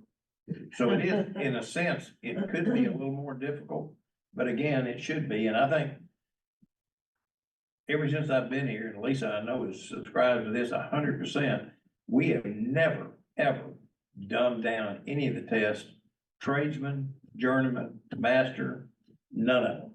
So we've not dumbed down the test in order to increase our scores or increase our numbers. And I think that's really important, especially with this educational thing push that we've got, is the safety net in our organization is that exam. And if they can pass that exam, whether they've been to high school and got the program, or they've been working in the field for 2 or 3 years, they either know it or they don't know it. So, we have taken particular pains not to dumb it down and make it easier. So, and yet our numbers are holding just fine. If you look, when we transitioned from tradesman and journeyman to computer-based tests, there was a 2% change in the pass rates from one to the other. So that's an encouraging thing, I think, and I expect the same thing out of the master exam also. And one of the things, and I'm getting these phone calls all the time, is there's people that are like, I just don't use computers. What am I gonna do? Oh my God. And I'm gonna tell you, there's a lot of devices that you have to set up nowadays. That you've gotta use a touch screen, or you gotta go through the program and put the settings on them. How many minutes do you want this to run? These kind of things. Those are all computers and they're doing it. And I'm gonna tell you, my brother, he'll tell you, I don't want a computer, but he can use the heck out of the iPad and he can program any kind of a piece of equipment that there is. But he doesn't want a computer. So I use that as an example whenever I'm talking to these people, because you actually get a tutorial whenever you sit down, and that's not part of your 6-hour time. It tells you on the screen, you can click these, you can use your mouse, you can scroll up and down. You can click on an exhibit, these different items. Do you know if there's a time limit on the tutorial? It's 10 minutes. 10 minutes, so they get 10 minutes to play with the computer to see how things Familiarize work. themselves. Yeah, and it gives them a sample question. And the proctor that's there too can give some guidance, not a lot, but some. So, and they'll have like they do now, we give them a scratch pad. We pick the paper scratch up when you leave, and they'll have a little miniature whiteboard they can write on, and the calculator's built in. Well, just like the tradesman and just like the journeyman, by the time we have our next board meeting, this backlog will disappear, it'll vanish. It'll be gone because, we've got 40 locations located across the state, they can take them. Lisa said the rollout's gonna be faster for those Pearson View locations. There's Pearson View contracts for other locations, so that'll come in weeks behind that. But, in the next couple of weeks, all the Pearson locations will have this master exam. And this backlog is gonna just vanish. It'll just go. And some of them that, probably in the Dallas and the one here in Austin, that sort of thing. I mean, they're gonna obviously have more seats and more days open. But, and the master exam applicants are in competition with, you know, the real estate inspector exam and whoever else happens to be taking it. Nurses or whoever. Nurses or Yeah. dentists or hygienists or whatever, so. But they know there's a big bunch coming. They're prepared for it. You know, the main thing, if our continuing education providers will just stress to them, they've got to study this material. They've got to know the codes and they've got to know, one of the big problems, as I understand it, is using slang in the field versus what the code word is. They may know exactly what to do, but they don't know the right term. Because the terms they use out in the field is not the same what's in the code book. So if a lot of the problems that you have in some of the failure is terminology. So they need to pay particular attention to the way it's written in the code book, not what term that they use maybe out in Yeah, the field. reading the So, questions important. Reviewing the photos will be important, making sure you know what part of the plumbing system that the question's referring to, all those things come into play. I think it's more important now than ever. We're pretty proud of it, though. It looks really cool. Well, that's all I've got to say. I'm really proud of it too. And it's just about like this TEA thing. The only thing wrong with it, And it took a year to do it. yeah. Well, I understand. But anyway, I done did the deal, best I could. done deal, and we're thrilled to death it's happening, and we won't hear a complaint about having to wait on the master exam. It's all on them now. It'll all be on them. Any other questions about it or? Board members, any questions or comments?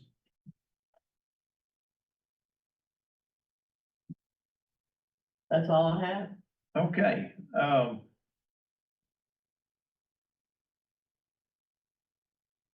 you know, would you do me a favor, Lisa, and go over those exam numbers again, since we don't have it in our book, would you cover those again on the pass rates? Journeyman would be 73.25. The inspector is really low right now, 33.73, and we're not sure why it came out that way. We're looking into that one. And that's still a paper test, right? Yeah, that's still a paper test. So it's the same test we've been taking. Yeah, yeah. Medical gas for journeyman, 67.8, and medical gas on master is 79.57. And the inspectors that are taking the med gas have done really too.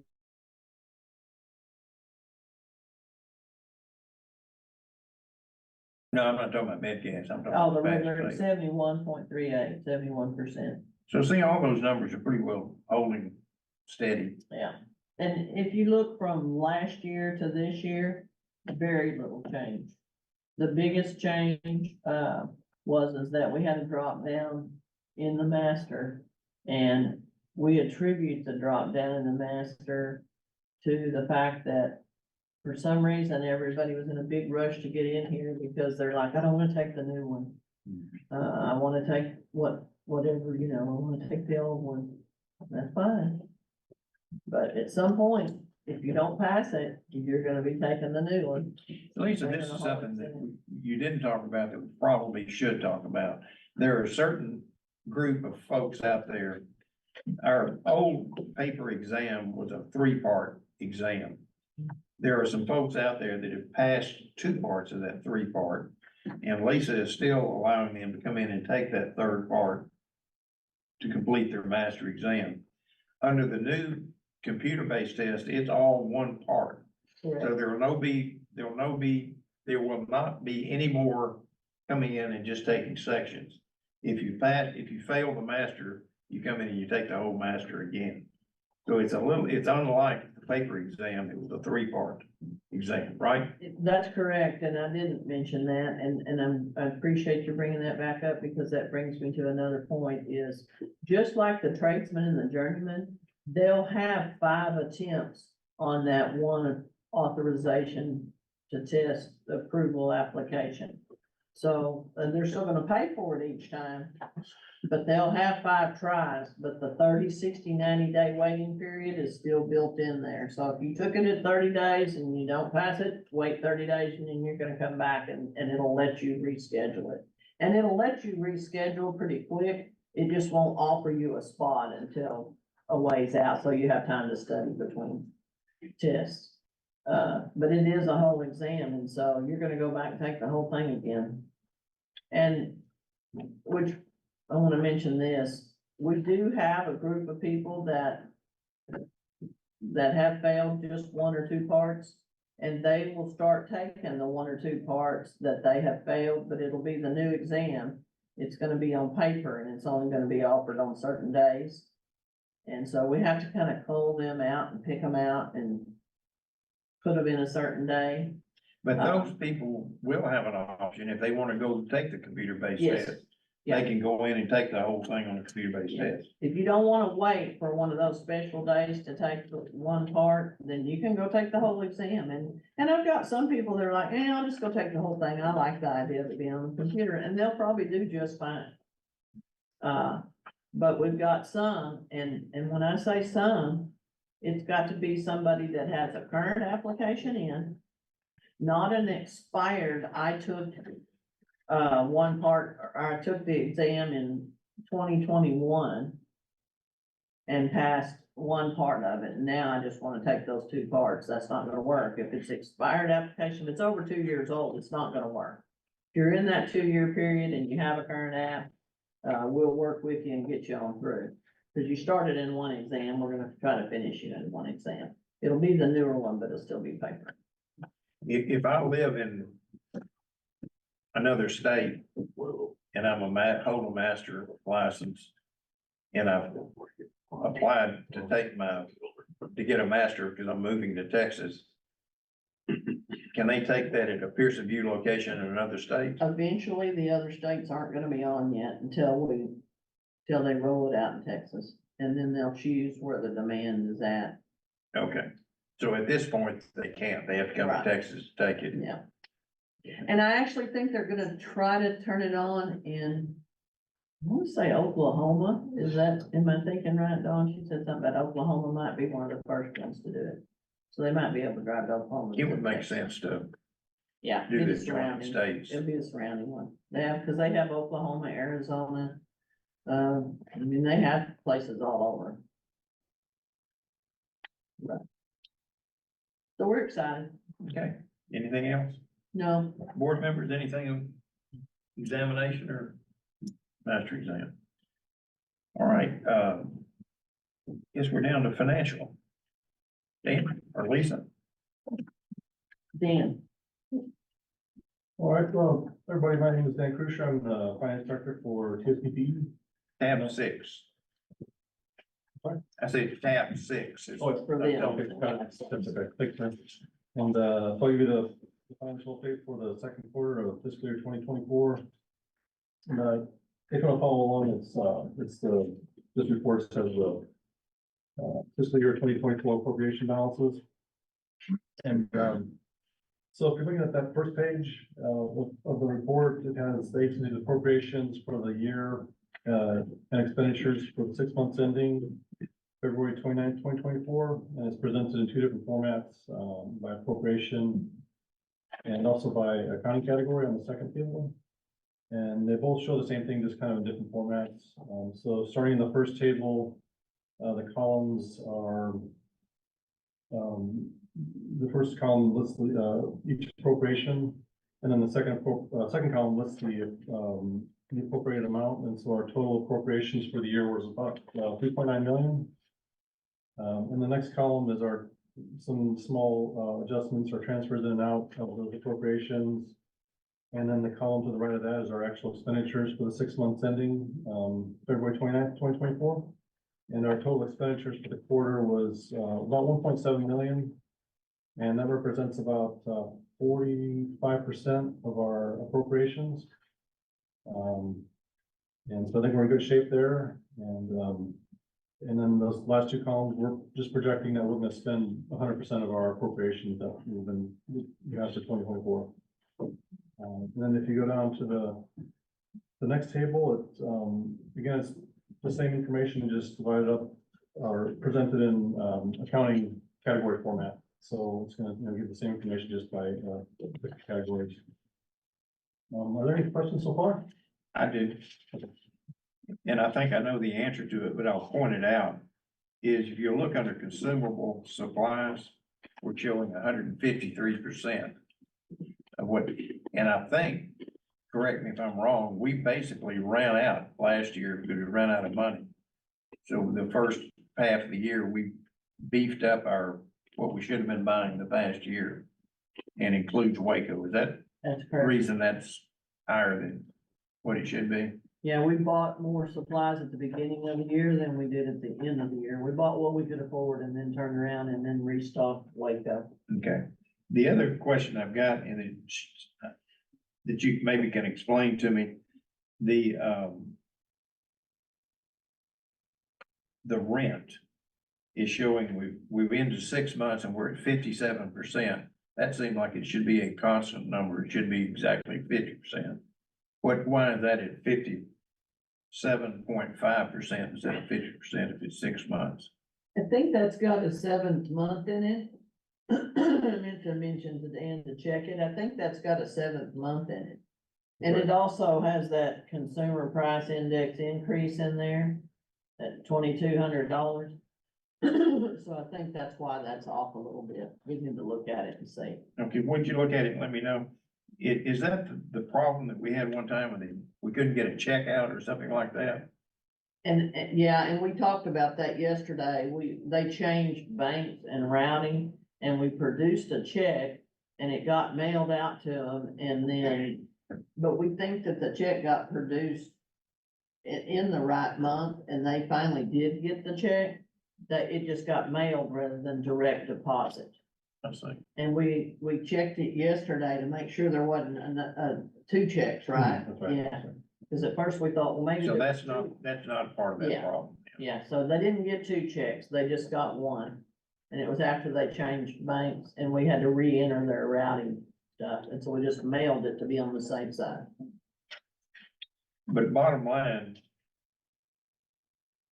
if we were right on the nose, we'd be at 50% of our expenditures and we're at 44%. So we're a little ahead of the game. That's right. First 6 months. Is that Yes, sir. fair to say?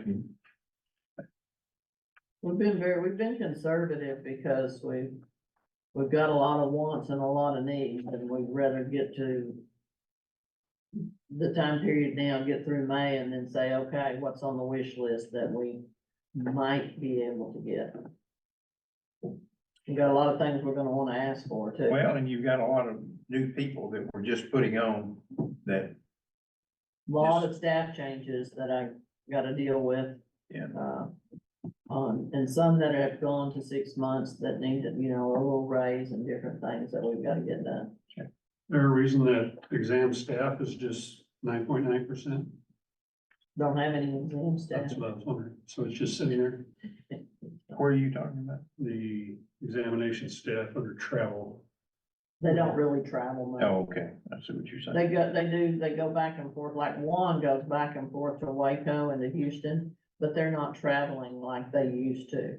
When we And you did know- remote exams around town, they spend a lot more money there. And last year, we spent a lot of time shuttling back and forth between Waco and here. Yeah. And we had some people spending the night in Waco, were spending the night down here while they were being training.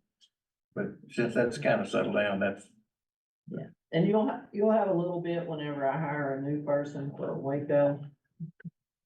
Depending upon where they live, they'll come stay here for a week. And then they'll have to do some back and forth. And I'm actually gonna go work in Waco some next week, so. Dan, go ahead. Okay. Oh, and then on to the second page, that lists our revenues for the first half of the fiscal year by license type, along with the comparison for the prior year. And, I think we're comparable to the prior year, we're right about 95%. And then the third page has, license renewals and exams by license type, with the comparison to the prior year. You know, before you leave that first page, we're at 94%. But if you look under master, we're at 93.5% on the master. If you take those 380 masters that are in line to take the computer-based test, you get that times $75 for a license. You're looking at about, you know, $25,000-$30,000 that's gonna bump that up this next quarter, which should put us right at, should increase our revenue to the point that it should be. Because the biggest discrepancy we've got is the master. And that has slowed, even if we continue to do them, it slowed down in the first half. But I think once we start pushing them through on the computer-based test and they start getting their licenses, that's gonna bump it by 25 grand. So I think that number will come closer to 100% the next quarter than it is now, so. And one thing, Steve, and since you're sitting here, there's a huge discrepancy on the penalties from last year to this. Can you explain anything? I did go to the doctor yesterday and I did confirm that I have hard of hearing. Oh, okay, all right. Well, that doesn't have anything to do with this. My question is, it showed that for the period of 9/1/22 to 2/28/23, that if I'm reading this right, our revenue is 225,710. And this year, for that same period, it's 95,000. Can you think of any reason as to why that has dropped so much? Anyone? Not just off the top of my head, I can. Lisa, you have any explanation you can think of? We had a couple of really large penalties last year, I know, that we had. The other thing is, maybe we just haven't been issuing as many penalties this year as last year, but I don't think so. You know, not it right could now, be a but after the recording meeting, thing I need to look at. after the meeting, can you kind of peel that Yeah. onion back a little bit? Yeah, I need to look at it and see. I would add one thing, a lot of times penalties isn't in that fiscal year. So if we collect some, it could have been from 6 years ago. Yeah. Right. We had a big push last year and we probably had a whole bunch of payment plans that got paid off. And the other thing is right now, when you're looking at penalties, a lot of them will be late right now till they get their tax return back. And then the next go around, then it bounces up because you use your tax return to pay the penalty. So, But anyway, if you'll peel the onion back a Yeah, little bit we'll on look that at one, that. let's see if we can explain that. we'll make sure they're going in the right bucket too. Well, sure they are, it's just, like I said, sometimes there's an overlap. Yeah, And, so. we'll look at it to be sure. Okay, Dan, keep going, I'm sorry. Well, if there are no more questions, that concludes my report. You know, on the last page,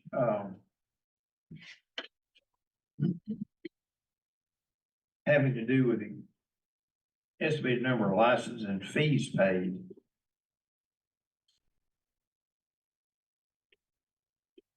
It looks like we're collecting 5% more this year than we did last year. Am I reading that right? On license fee, On fees, the 105.8, you had an increase in fees collected in general. about 5%. That's probably not, That's what it says. yeah. 105.8, so. My other question is, if we've outsourced the examination fees, and Dawn answered this for me earlier, why are we still going up on our journeyman and tradesmen? And Dawn answered it for me that they still have to take a practical. Oh, yeah. So Yeah, I was they're still thinking paying that all for that fee went to Pearson View, but they also pay us a fee for taking a practical exam, which is encouraging, it's increasing 122% on tradesmen and 104% on journeyman. You So, only take it 2 or 3 times. yeah, so that's a good thing. Got a That's- lot of retests in there too. But we will see these numbers continue to decline. Because the master won't have to pay a practical exam, he's already added as a journeyman or a tradesman. So these numbers will start, we will continue to see a decrease in the examination fees collected. On the master. Well, on the master, yeah, on the master. Yeah, the for sure. master eventually will go completely away. Like I said, you've got some that are still gonna pay for a paper exam for a while, Mhm. till we clear those out, but then you'll. But eventually it's gonna be a zero on Zero. the master. So. Yeah. But again, we pointed out before that the amount of money that the agency collects for examination fees is 15% or less of the total revenue of the agency.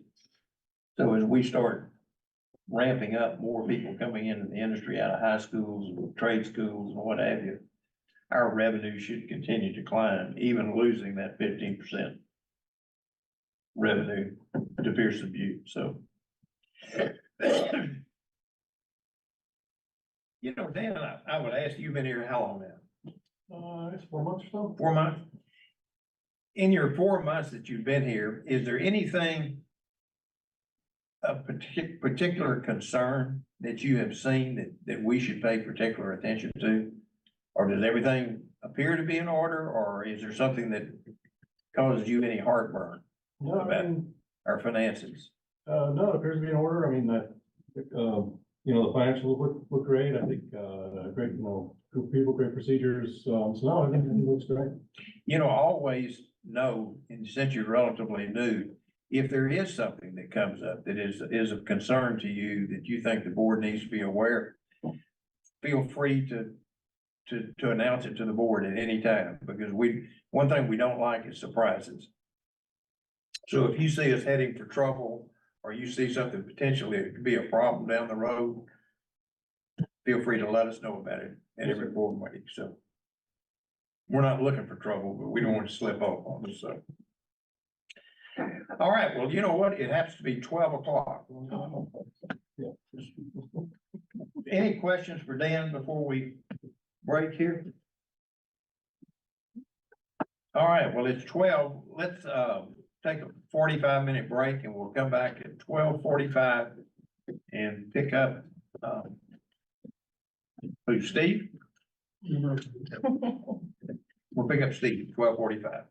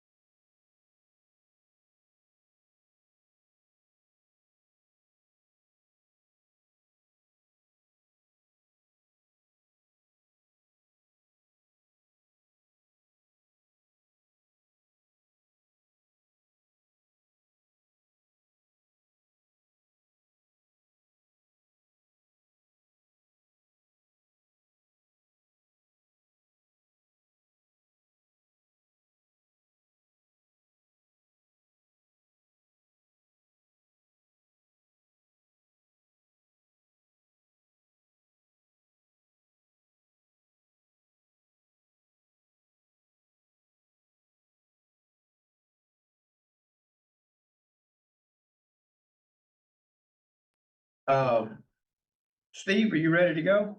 Yes, sir. If you are, go ahead. On item number 11, first tab 7. Sir? Do you want me to? can I Oh, get you yes, something really please. quick?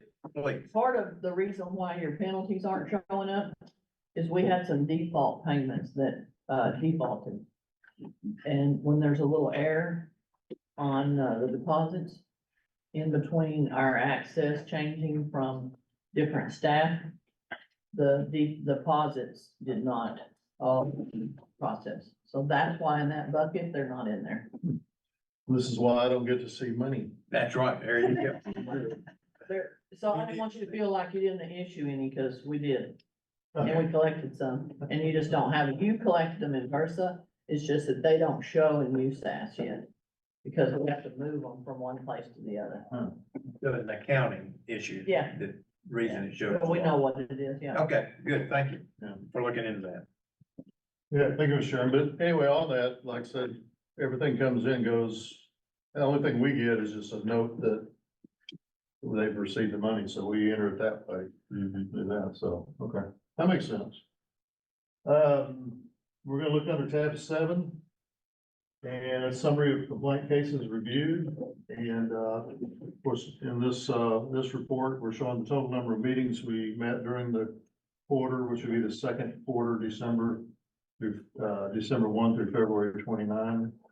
8 meetings during that time, and, just kind of let you know, those are always, we try to, end of each month, we just set up days to review, and, we're reviewing probably each month at least 45 cases at a time. Who sits in on those meetings? Field investigators. All of them? No, not all. I gotta have some work, out of the field, so we kind of move it around. And of course, the one that issued the report is nothing more than resource.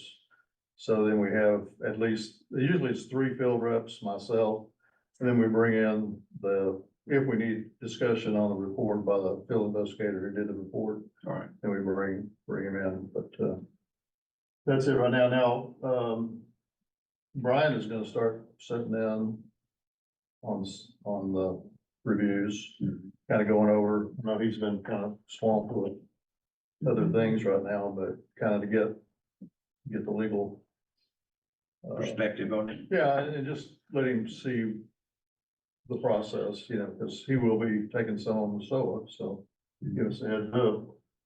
Or giving him a heads up too. Total number of complaints reviewed, which is 154 in this case.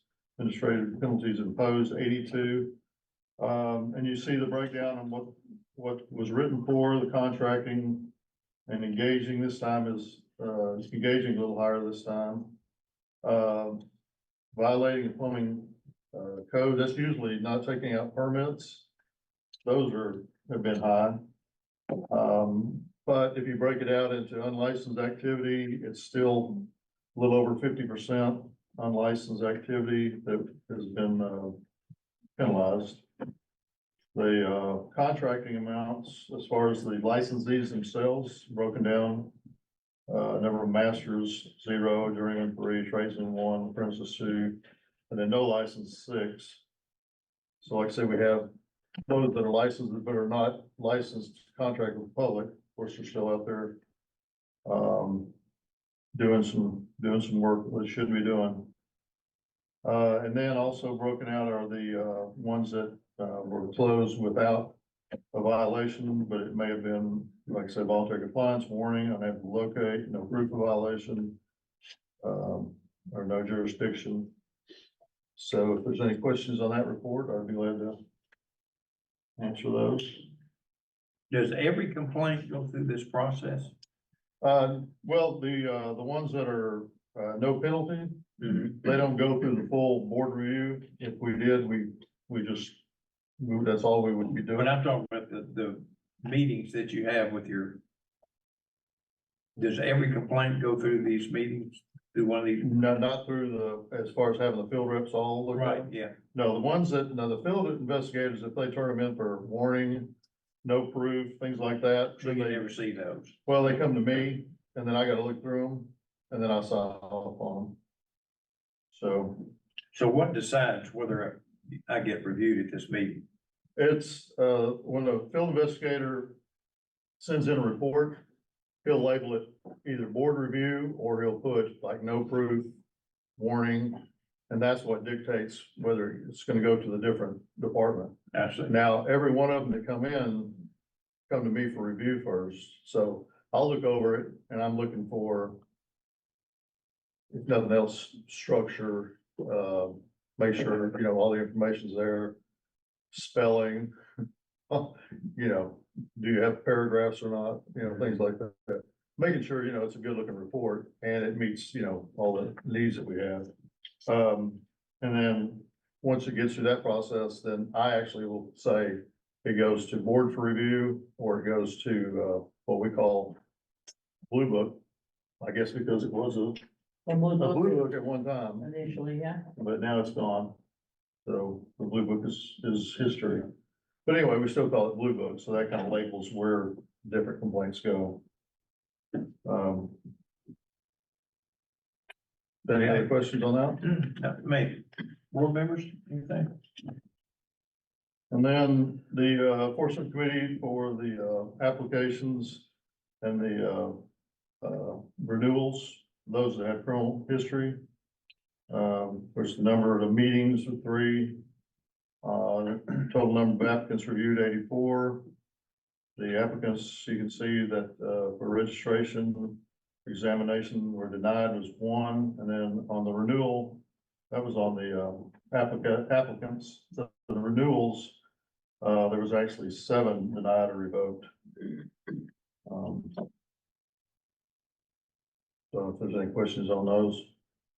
Steve, so that the board understands, this is not the total number of criminal convictions that get reviewed. No, Some of them get passed on through before they ever reach this point. Is that right? correct. Like a minor crime that was committed several years ago, the staff has got the authority to push that one on through, right? Correct. So these are only ones that they think rise to a level that it should be reviewed by yourself and. Right, and like I said, there's, we have guidelines, that are very clear in the board rules on what we look for.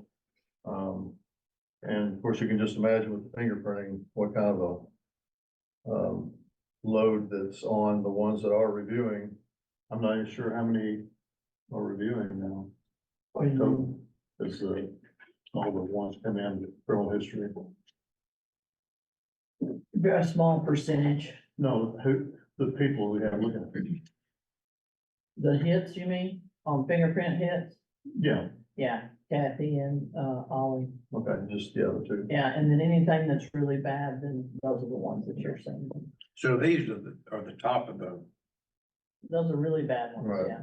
are bad enough to be looked at or reviewed for sure. I've noticed the number going up of the ones that you're turning down or revocations. What is the due process for a person that you don't renew their license? And I don't agree, I'm the guy that didn't get renewed, what do I do then? I don't agree with you, How Steve. do you come back? Yes, how do I appeal? what Yeah, if you're denied, you have to wait a year. It goes to SOA first, Well, If this they is contest if they contest. if they can tell. That's what I meant, I want to contest. Oh, you want to contest? You turned me down and you wouldn't renew me, and I don't think you're right. I think I got it, so then I would file a complaint, and take No, it. no, you would appeal your denial, and it would go to SOA for determination by an administrative law judge. And then it would come to the board for final determination. So we would be the one that would take it to the administrative law judge. The, Brian would, yes, and Yeah, representing enforcement. And you will probably, well, soon you'll be seeing some of those. And he has taken several at this point. It's once it goes, so they have 60 days, the judge has 60 days to get a proposal. Yes. Proposal for proposal for decision, decision. then they have a period of exceptions, and then the next meeting, that all that's taken care of, y'all would review it for final determination. So anyway, if your committee turns someone down, they do have some due process where they can, I don't agree with that, Steve, I want to take it so and a sole judge would make a determination. They'll make a recommendation. Yeah, And that'll come back. then it can come back to us. You know, one of the things that is occurring with fingerprints though, and some of the increases on the ones that are denied or can't be renewed are people that were found were actually incarcerated. And maybe they took CE while they were incarcerated Yeah. or something like that and Yeah. slipped through. And you know, I anticipate as we get toward the end of the line, those people that know they got a bad criminal history, they're putting it off to the last minute to get their fingerprints. And we see that a lot too. So it's closer we get to the end, I think the number is gonna ramp up of those that end up. But you know, we're Getting looked still consistently looking at about 25 per quarter that we're actually writing up for, false information. That they provide false information and then, you know, they were either incarcerated or, you know, we denied them, for whatever reason, and then, they had to submit. I know you're tagging them pretty good on this false information. Yeah, we don't, thing. there's not a lot of wiggle room on that one. Yeah. It's just, it is what it is. So, And whenever we see false information in your agreed orders or your defaults or whatever, is that almost always, I had a criminal conviction, I didn't report it? Is that what false information is? yeah, or their wife did it, or their boss did But it. basically, they didn't tell the truth on their Right. application is what we're talking about. Yeah, it's always a no. I mean, it's, the evidence is right there. It's on the application, whether it be a written form or whether it be, online. You know, it asks you, have you ever been convicted of a felony in this state or any other state? Yes or no. So, Does it ask if you've ever been arrested? no, it says, have you ever been convicted of a felony or misdemeanor? So it does ask about a conviction, but not an arrest. Right. Yeah, you pretty well ought to know if you've been convicted for You sure. would be surprised. No, Some of them don't. Say they don't. Any questions, other questions on that? board members, anything? Tommy, anything on the criminal conviction? Tab 8 is the, summary of application, well, the tab 8 was summary application for the denied. Tab 9 is the report on the field investigators. And this is a, quarterly report of, contacts and compliance checks and, investigations conducted of each field investigator. We do have a full load now, 9. We noted that, Robert Wilson, who's took the, Fort Worth position that Kenny Mott had held. And he's been on board since November 2nd, so he's still, you know, new, but he's doing real well, taking off and really helping out a lot. Hey, Steve. Sammy, I think we should give Sammy a plaque or something. Just running the numbers on 506 compliance checks in a quarter. He's nailing 7 or 8 checks a day for the entire quarter. That's a lot of paperwork too. Well, the compliance checks are subject to what areas you go into. Right. So, I mean, he could hit a honey hole, you know, and had a lot of jobs to go to. Now, he also heads up to El Paso. And, that's, Samuel Kuros. So he covers, the middle of Odessa and then he'll hit the San Antonio area, so. I just think that column in itself, just kind of, you look at that 2,500 down. You guys are covering a lot of territory and a lot of ground with 8 or 9 guys. That's pretty impressive. Yeah, it's, I mean, we get out there all we can, and then, of course, you'll see some that aren't, because they've got specific things they gotta work on. Yeah. You can't just say, we're just not cookie cutter field rep, so to speak. I mean, we got areas we gotta cover, and then some have, I'll say that, like Dale Wonderi, he's got some cases that, are really have been complex. I mean, he's had to do a lot of research on, and I'm talking about researching other countries for information that he needed to establish either guilt or, you know, for, maybe a product that was installed. He's trying to get, you know, all the information he can on it. So like I said, they're all different. They're all gonna be different numbers as they come in. It's not all gonna be the same, so. You know, Steve pointed out to me a year or two ago, this is not a pure indication of the workload of the investigators, because as Steve just mentioned, some that may not have as many compliance checks might also have had a dozen complaints they had to investigate that took several days, which took their time up, so. Yeah. And we It's try. an indicator, but it's not a total indicator of their workload. Oh, no. I think it's And, you know, impressive. Charlotte was- We talked about at lunch is the size of Texas and all the square miles we've got, and you've got a team of 9 guys, and I just commend your team for doing what they do. When you just, you know, we ain't Rhode Island, and, you know, it's amazing that they can do what they do, so thank you for this. And just like when Charlotte was talking about, we're gonna go to San Antonio. So it's not just, we go to San Antonio, put on a cross connection demonstration. Sydney's got to go ahead of time and meet with the people there, go over the facility, make sure it's gonna be feasible for us to bring that trailer in. So he's tied up for, you know, a day or so with them.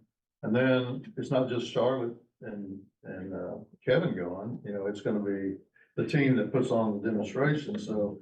And we're gonna be hopefully handing off some of the reins to others. But you know, Steve, I'll tell you, in the, particularly Delman, Sydney and Mason have attended our town hall meetings. And have actually participated and spoken at our town hall meetings. And we appreciate it because it means a lot. They know most of these guys and most of them know them, so. They cover a lot of territory. Y'all wear a lot of hats. And when they do that, they still try to work their way there. They always do. They always have cases they're working while they're in the area, Yeah. so. Mason promised me he was doing reports while he was at the meetings. What's interesting is a lot of the crowd we get at these town halls is people, as the investigator will go in and do compliance checks and tell them, come on to the meeting tonight. So he's out, the kind of the town crier, all over plumbing jobs, all over the city, tell them to come into the meeting tonight, so. So, like I said, I think, you know, they're out there doing everything they can do. They're, you know, listening to me holler at them about doing more, and they're still hanging. They do a lot. They do a lot. And I'll tell you, the board will, and staff will tell you, we do defend.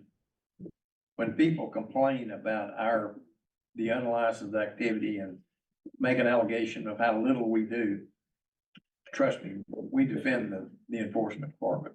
Cause you guys do work a lot and you do cover a lot of territory.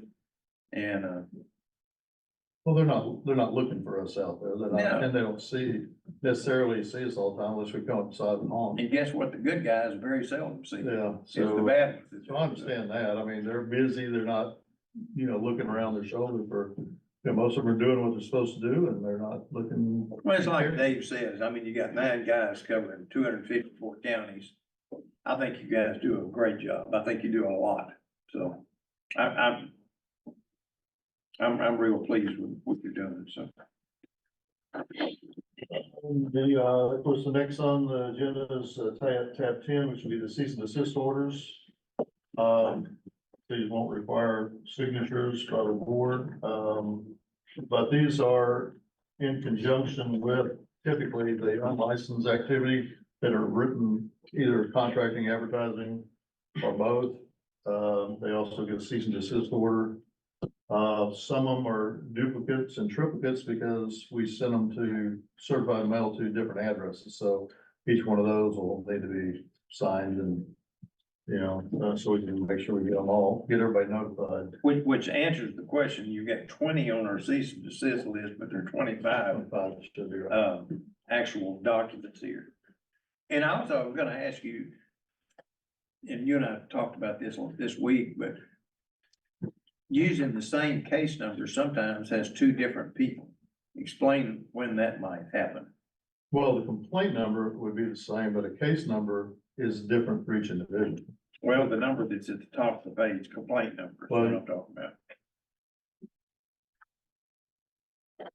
The same complaint number on a couple of cases has different individuals.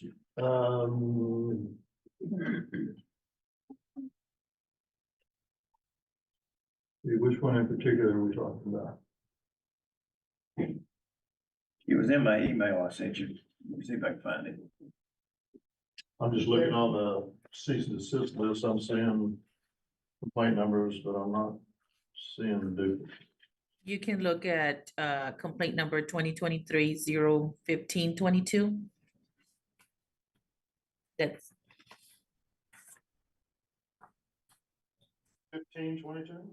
yes, 1522, or you can look at 2024-00053. I think, no, never mind, not that There- one. But I there did were notice the ones- same thing. They use the same complaint number, but they are different people. It's because there's two people involved in the complaint, and then when it goes to a case, it becomes a different number. And the one is the two people on one case, involved party, I think, Steve. I don't remember, Yeah, I was just looking on Ollie looked them up, but. But that's is the way it is that you'll have multiple respondents in a complaint.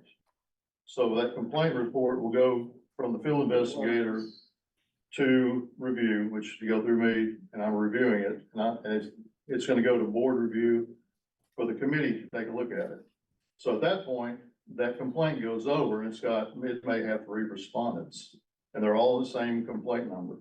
Now, if each one of those individuals get a penalty, they're going to get a case number case assigned. number. So those case numbers would be different. So a real world situation is you came up on a job site and you found 3 apprentices working without any type of registration, same job site. They'd have one complaint with 3 cease and desist sent to each one of them at different addresses with different names, right? Unless they got a penalty, then they'd have 3 different case numbers, but they all have the one But complaint. for the cease and desist, one complaint number can apply to several people. Yep. Yes. Okay. Yes, and that would be in the complaint. Okay. Norma, that explain that clear to you? Yes, thank you. Okay. You bet. Steve? Steve, are you, keeping Steve's top 10 offenders list up to date, or any of these guys repeat offenders or people you're starting to know their home address by heart? Yeah, yes, but some of them, I haven't seen in a little while. Now, of course, we always get a new list that comes up, but, you know, there's a lot of times when things are good, like, you know, they are and have been in the last couple of years, those old offenders come back and they wanna, you know, get back in the trade, so they, again, wanna pay. And that's kind of what we referred to before, is a lot of payments come in from those that haven't seen the light of day for a while, but now that, you know, things are better, they wanna get paid up and get back in the trade. Currently, we don't have a 3 strikes you're out or anything kind of rule for repeat offenders. Yeah, the fees escalate, and, as we'll probably see, for the most part. And it depends again on, we look at the length of time in between, a case or a violation, where they have a similar nature. It could have been that some were, like a class B violation, which would be, you know, a lesser penalty. Some not as egregious, it would be like not having information on your invoices or things like that. You know, you wanna try to get those into compliance. That's something simple, but it's something that's required. But again, if they're, you know, especially of a similar nature, you know, evading responsibility or improper installation or failure to take out permits, and they're doing it, over a short period of time, then those penalties will go, the settlement amount will increase accordingly, then it'll go to, the next step would be suspensions. Sometimes we'll do a probated suspension to get their attention. And then if they don't And that's, another one, then it'll be, so suspension, that's with a guy that actually has a license, but our unlicensed friends.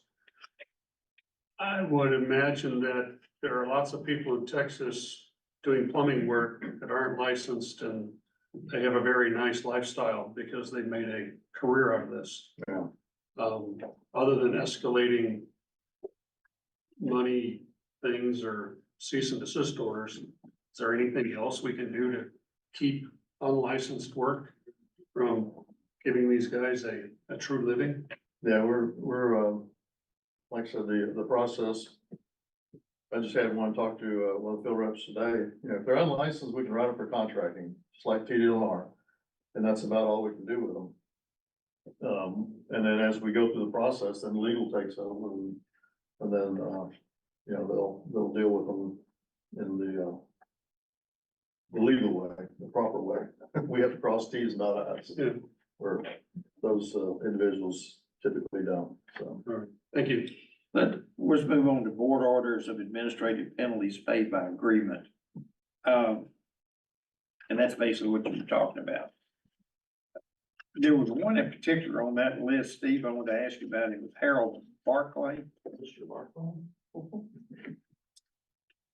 And flipping back at his previous violations, I noticed he's paid one for $1,000, but he's got two 4,000 and one 4,127.50 there, unpaid. What's the status of those? What, He's actually on a payment agreement. so he has agreed on these and he is paying them out, is what you're Yeah, saying? yeah, I know he's gonna pay those, cause I got his money. It's going toward each month. He sends in that little check and he'll have that one taken care of. I think it's the first one. He's also working to pay restitution back on another one, to the complainant. So did he pay the 3,000 on the current one? Yeah, he ended up paying that one. But he still owes the 67.50 on the previous one. Yeah, well, he owes, So when it says unpaid, it doesn't mean that he hadn't paid it all. It's just not complete. right, yeah, we haven't closed it out. Hey, And the only way they get on the agreed one is if they have agreed to pay or Yeah. actually paid too. He's on the agreed to pay list. It's interesting, the next He's on a guy, payment agreement. Now, once he gets through with that, and then he'll be on the board order. Okay, so these have never been on the board order because they're not paid yet. Is that right? Okay. The one, though, yeah, I don't know, let's see, these. The ones on the payment plan, Yeah, he's got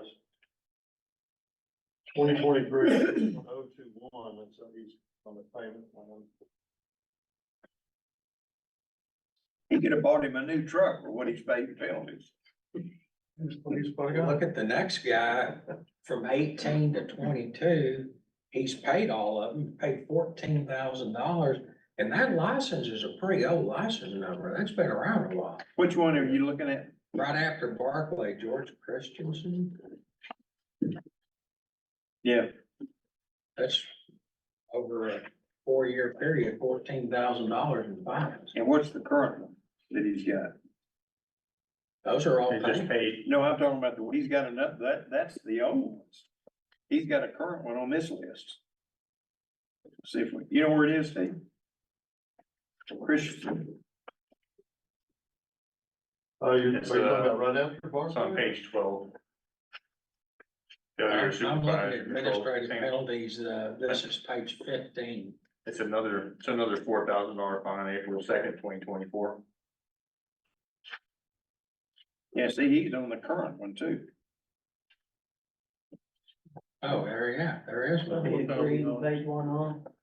Let me look at that, maybe he paid it off. And I'm sorry, who are we looking at now? Christensen. Page 12 to 13. Wonderful. $4,000.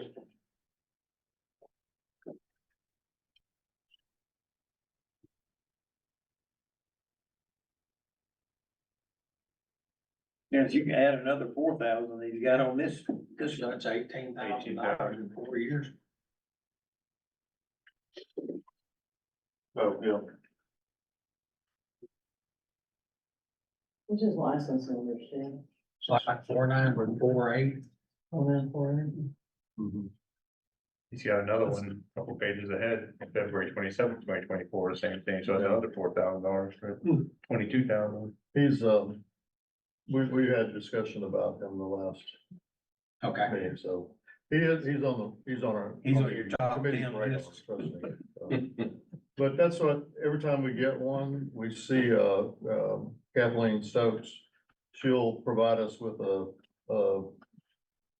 plus a previous is what basically what we refer to. Yeah. So we've got that sheet and she spells it out in red what the status was. Now, some of them we look at plus a previous ended up with a warning. I think Barclay has one of those.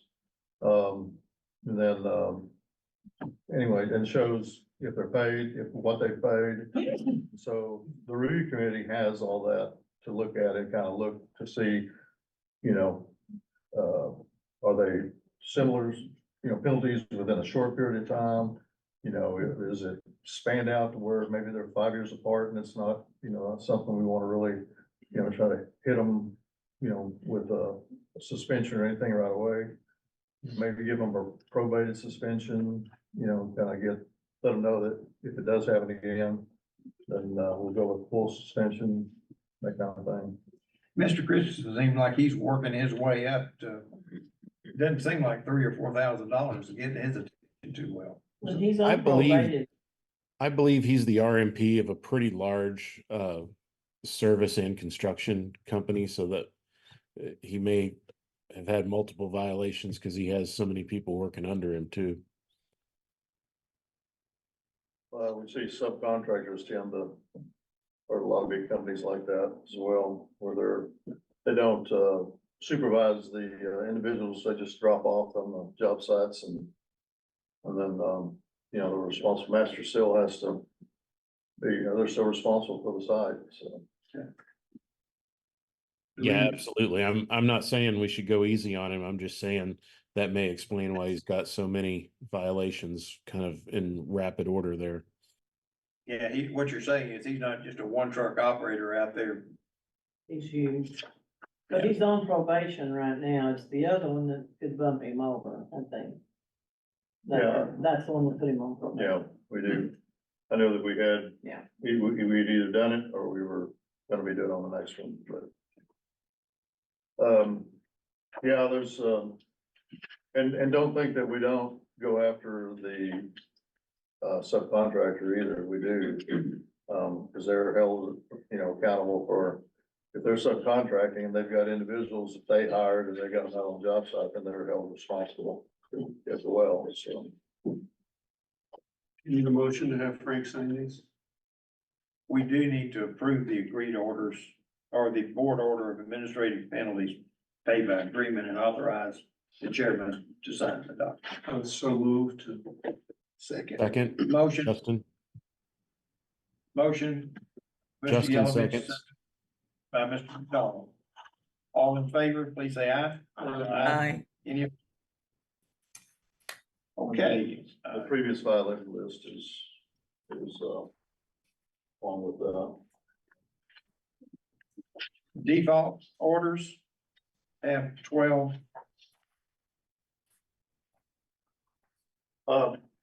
And I probably want to mention before that real quick, we did have when we were kind of talking about getting out in the field and checking sites and things like that, we did have a sting operation. So that was March 11th to the 15th, and that was in Harlingen. I think right now, it takes a while to process everything. Right now, we've got 16 that we've got complaint numbers on, but there's probably gonna be total of about 30 to 35. Wow. Contracting and advertising, or advertising. So we had a pretty good sweep just in Harlingen.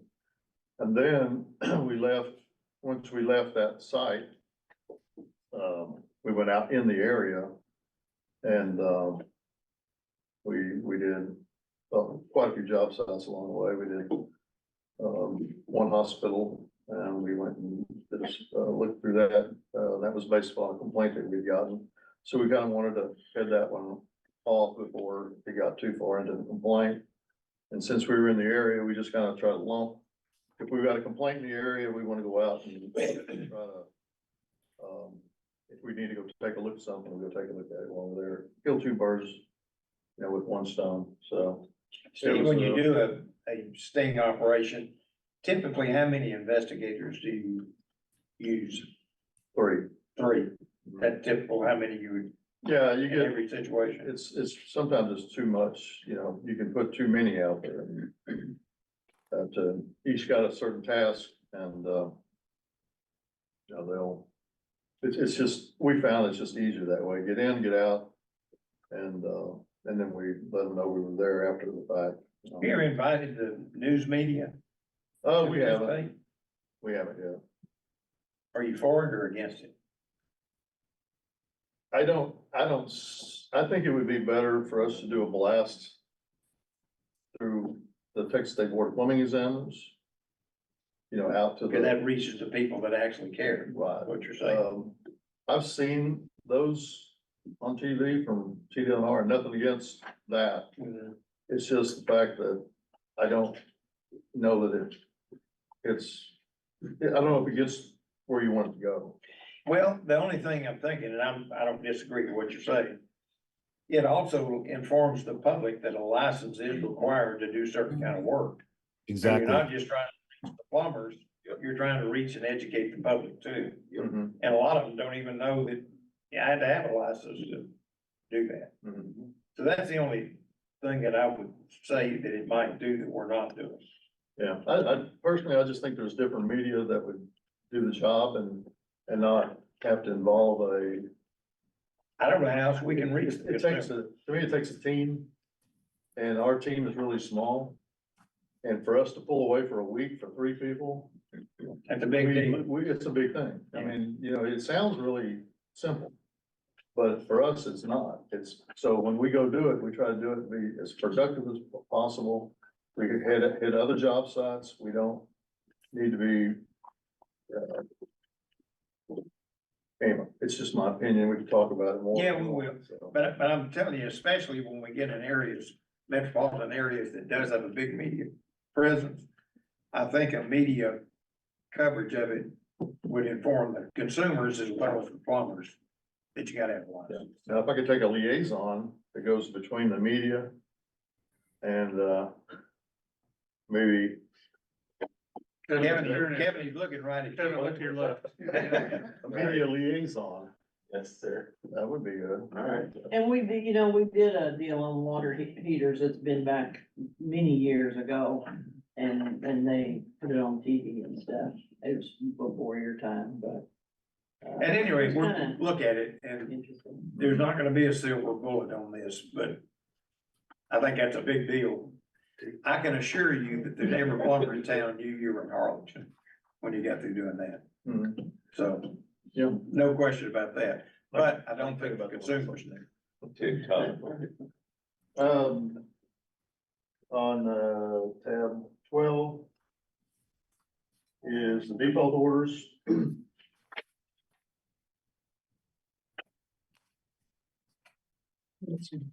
30 of them. We need a motion on that. You know, we need a motion on that. Putting those asterisks by the items that needed a board action, not you. I thought it was on here. No.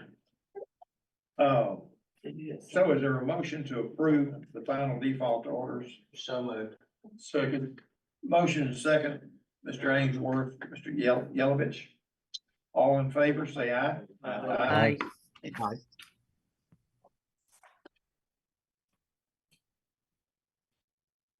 Steve, that's all I have.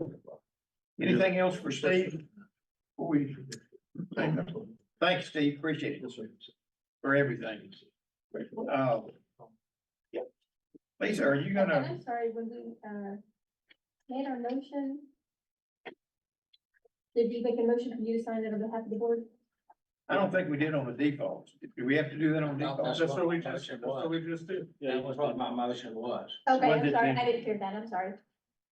Yes. I just said so moved, but the motion was to have the chair sign the default orders. Thank you, sir. Thank you, Lynn. So Lisa, are you gonna lead the discussion on our?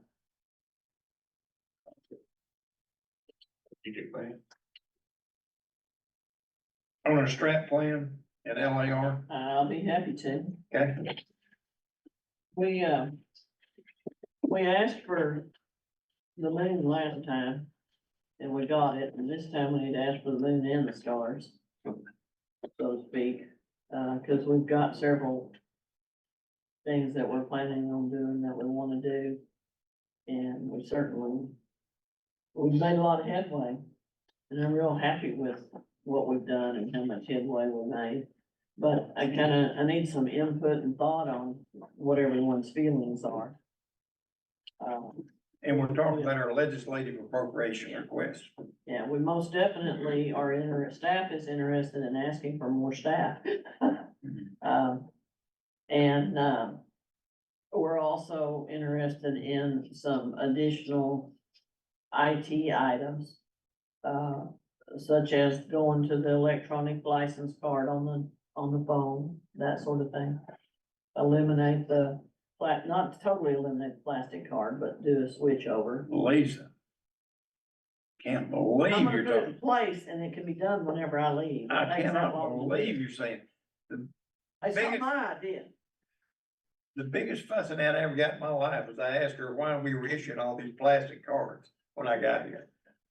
She almost ran me out of the building. that day. Well, and we did a survey on it too, and it's about half and half, that most of them would like to have it on the phone, Yeah, but they still want the plastic card. Because they don't carry their phone out into the ditch. They might stick the card on them, but they're not gonna carry the phone out to the ditch. So that's one of our items that we're gonna look into.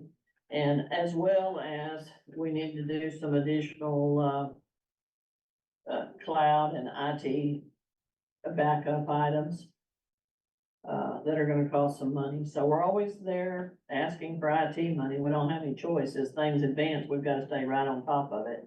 We've gotta maintain secure atmosphere and good programs for everyone to use. And something else that we've thought about as far as staff goes is hopefully to be able to take some dedicated staff and in the field department to do very specific field type items. And maybe divide up the field department a little bit and have your investigators, and then have your investigators that are out in the field as well, doing random type stuff, maybe knock down some of the unlicensed items, that sort of thing. We'll have to have cars. Cars are always a big issue. We've got a car that's been on order for over a year right now that we can't get. We're holding on the money for it. We've ordered it, but we need to always be planning on vehicles. And it looks like you almost need to plan on vehicles, maybe one more than what you think you're gonna use, because it takes so long to get them now. Do we order special cars? I'm confused here.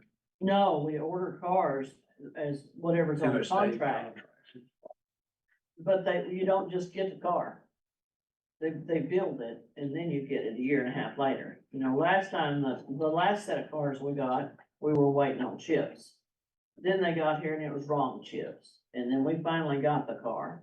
Now we've ordered a car, the only thing that was left, which was not the car we wanted, because it was the only thing left on contract. You don't just go to the dealership and pick one out. It's one of those examples of how well government does stuff. And, we ordered it because we waited so long on the previous vehicle, and now we're still waiting again, so we know we wanna ask for some cars. It's gonna sound like a lot of money. I don't have the estimate yet. We're started working on it right now. And I know Mr. Denton's got some ideas too. Most of which he and I, we're gonna look at very carefully. yeah, Lisa and I've talked quite a bit about our appropriations this time. And it's time for us to keep our foot on the gas, because we've got a great story to tell the legislature. we have pretty well delivered on everything they've asked us to do, and we told them we were gonna do. And so that's when you start asking, you can't ask for money when you're going down the tubes, but when you're showing progress and you're moving the needle, which we're doing, that's the time we need to ask. So we're not gonna be shy. We know we need to do something on unlicensed activity. And that's a combination of enforcement, and it's a combination of consumer education. So there's gonna be some money in that. We've got to do something on our communication skills, our internal communication skills. And these are things that, we're not just dreaming these up. These are things that are coming up in our town hall meetings and the feed. I think we'll see it in our surveys. So we will be aiming some money at that.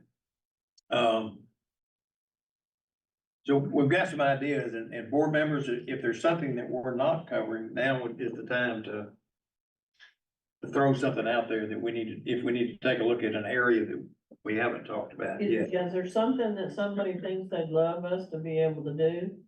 So that we can see if we have the authority to do it, number one, but then where do I ask for the money for it is number two, so. And I put a copy of our last strategic plan is in your board docs, and you can continue to click on it from the Google document tab.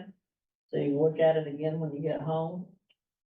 But if there's something in there that you think, oh, I wish we would expand upon that item or something, then let me know, because by the time we meet again, I'm gonna have a pretty good list of stuff that's gonna need to be approved. Lisa and I have talked about this, but you met Charlotte earlier.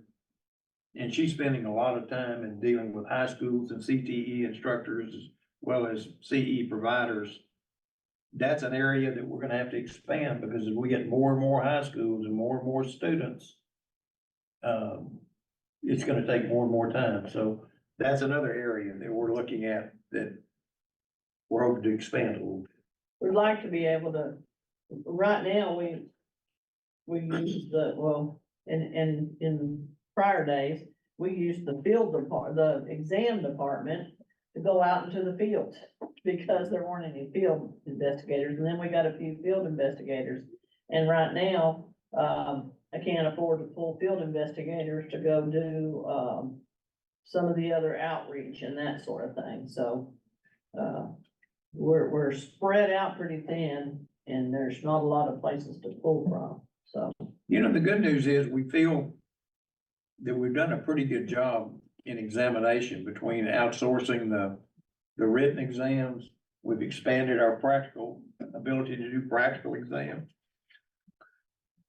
So we feel we've done a pretty good job in that area, which brings us back to the area that we've been talking about now, and that's consumer information, public information,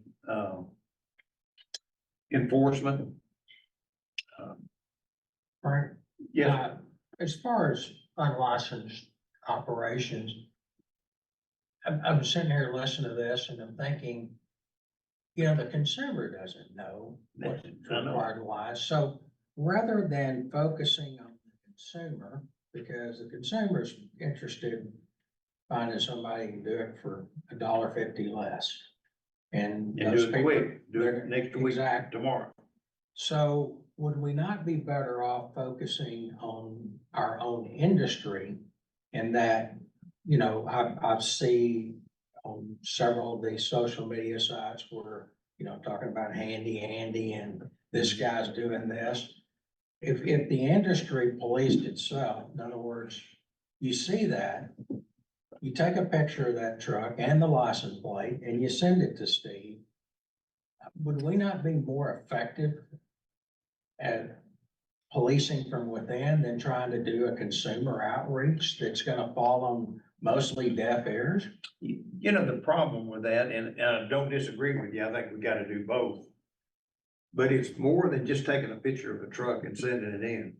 Then the investigators will go out and got to investigate it, they gotta talk to the guy.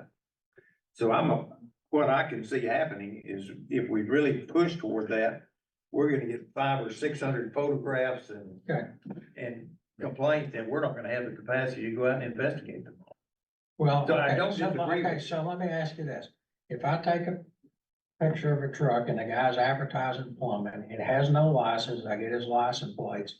Can the enforcement, somebody in here, send that guy a cease and desist letter? No, what's he violating? He's Yeah. advertising plumbing. Well, I guess they could on advertising. He's plumbing, but advertising That's to all. do plumbing and where the hard part comes in, and yes, we do. If you've got good evidence, you've got a picture of a truck with a license plate on, loaded down with material, it's got a sign on there that says, I paint fences and do plumbing. Yeah, I see All those. those things can come together. Those come into us and we appreciate those and we encourage people to send those to us. But and can we you can- not send that guy a letter? Yeah, and we can act upon it if we can find the guy. Yeah, that's a. you don't And have the, that's who's the hard driving part. car. And that's where the investigator comes in. Yeah, the You've got to license take the plates. license plate, Yeah, find the vehicle, Okay. find where it is, see if it's current, Okay. go out to the house. We do all of that stuff. What's hard is when we get a picture of a truck that says that, I'll rebuild your fence and trim your trees and do your plumbing. And and it has the phone number on it and that's it. right. I don't know who owns the vehicle, and we still try really, really hard. And at one time, what we had was dedicated people that did nothing what we call, computer-based complaints, which were, links and websites and pictures from plumbers and stuff like that. And we need to be able to put that back in place because it's a fast Maybe that's turnover. what you're talking about. That's It exactly. is. It's what Maybe you're we need talking to about. ask for additional personnel. Yeah, Right. and do that's just if you've that. got somebody just sitting there doing those all the time. I mean, it's a full-time job. Put that on page 49. And we wanna Well, get back to having yeah. that. Okay, and I just want to say, because I think if they got an official letter from a state agency, Absolutely. you might put a little scare into them, at least for a while. It does, and it works good to do the cease and desist once we can determine who that person is. But Right, it takes work to determine it because you don't wanna go out and send a cease and desist to Mary Smith whenever it's really, Mary Jo Smith in the next town over. okay. How do you handle, and I don't know the answer to this question, at least I'm gonna ask it. Let's say I'm a contractor, I'm a building contractor. I say I do carpentry, plumbing, electrical, trim trees. And when you contact me, said, yeah, but if I had a plumbing job, I'd go hire me a licensed plumber to do it. And that's Contract. that's fine. Give us that plumber's name and license number. Well, I haven't found one yet. I So just got you've it on my, never done a plumbing job, but you're offering to, that's not gonna work. is it illegal for me to offer to do plumbing, even if I hire? Without securing the services, yeah. And that's the key word is offering. Yeah. It's not just contracting, it's offering to contract. And one of my key Look at questions, some of the fine, descriptions, offering to perform proper plumbing without a proper license. Yeah. And we do get a lot of those where they say, oh, well, whenever I go perform plumbing, I do secure the services, and they do have a true relationship with a company, and whenever they write their contracts, it says, I use XYZ plumbing. But 9 times out of 10, when you get a complaint, it's because they're gonna tell you, oh, yeah, I use, Joe Bob Smith, and he does all my plumbing. Well, whenever you go call Joe Bob Smith, he's gonna go, I never heard of him. I did a job 2 years ago, but I never did it. And that's, But I think what Ron's talking about, and I think maybe he's got some merit, is maybe a part of our LAR is let's request a person. That's what I'm saying, that that does could benefit and be, chase that could those be things somebody down. sitting in this building. Sitting back there in the and yard. that's what we used to have, Yeah. and we don't, and we have to Okay. have that staff Well, person back, that's the absolutely. suggestion that we had, that to our LAR. Yeah, we want that back, absolutely. We won't get it unless we ask for it, so let's ask for it. 2, 3 more field investigators would be great. And I say field investigators. Investigators. They may go out in the field and they may not, but they're gonna spend the majority of their time doing what we call electronic complaints. Well, you But I- got these 9, if you could get 2 or 3 more that you could maybe float into hot areas where there's a problem. Right, and we'd love to have that. There's nobody that knows what the hot area is more than the inspectors, the growing number of 1,700 inspectors that have.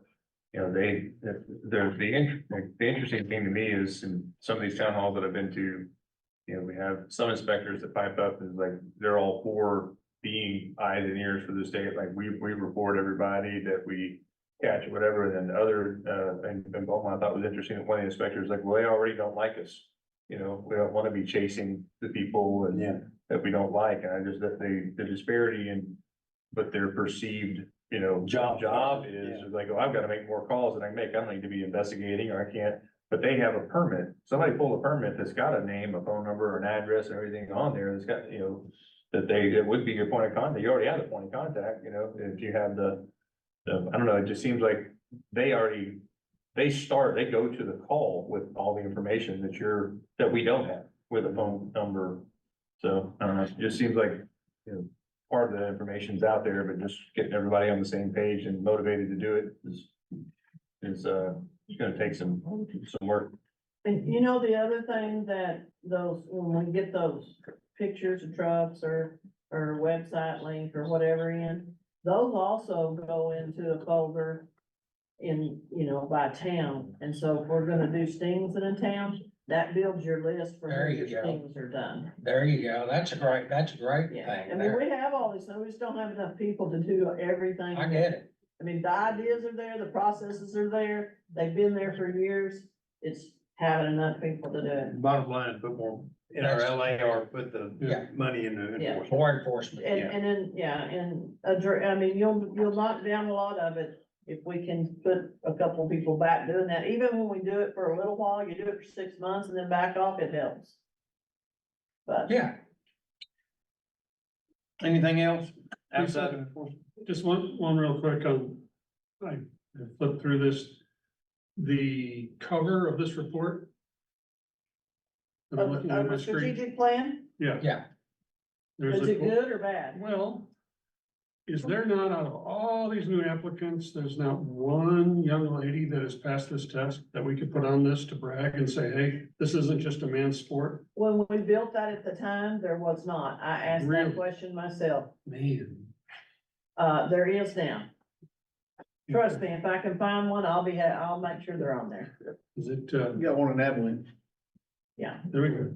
we've got quite a few across the There's state. a When I lot of came female here, plumbers. Yeah, These were, Well, these are yeah, new. this one just makes it look like there were it's, 6 licensed women when I came. and how many are there now? There's probably 186, See, there you go. Awesome. You're not allowed to ask that question, Dave. but we're not allowed to ask that question. But she knows. I keep track of it. But that's all industries, is that it's perceived to just be the, you know, and again, it's a You're profession not, that yeah, people you're can not, make a nice I've been living. dealing with that since I was 14 years old, so. Lisa, this, And I'm only 25 now. this is the appropriate time to bring up to the LAR that over our lease.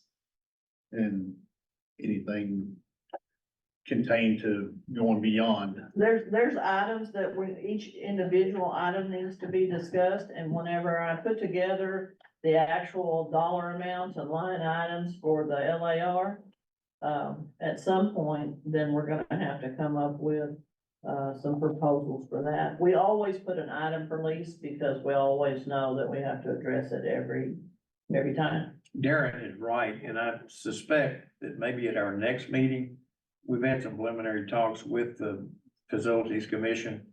We They should probably have something by will then. have some information back, and we may cover it in executive session if it has to do with strategy of our lease negotiations or something, so you might It's, expect that on our next board meeting. Yeah, there's movement on it. I just Well, don't it's have coming it up. yet. Moving that somewhere else, our examination and all that, obviously, it's. Well, let's hope it doesn't come to that. But we will do it, and we will discuss it probably in executive session, because it'll have to do with our strategy of negotiations, so. Yes.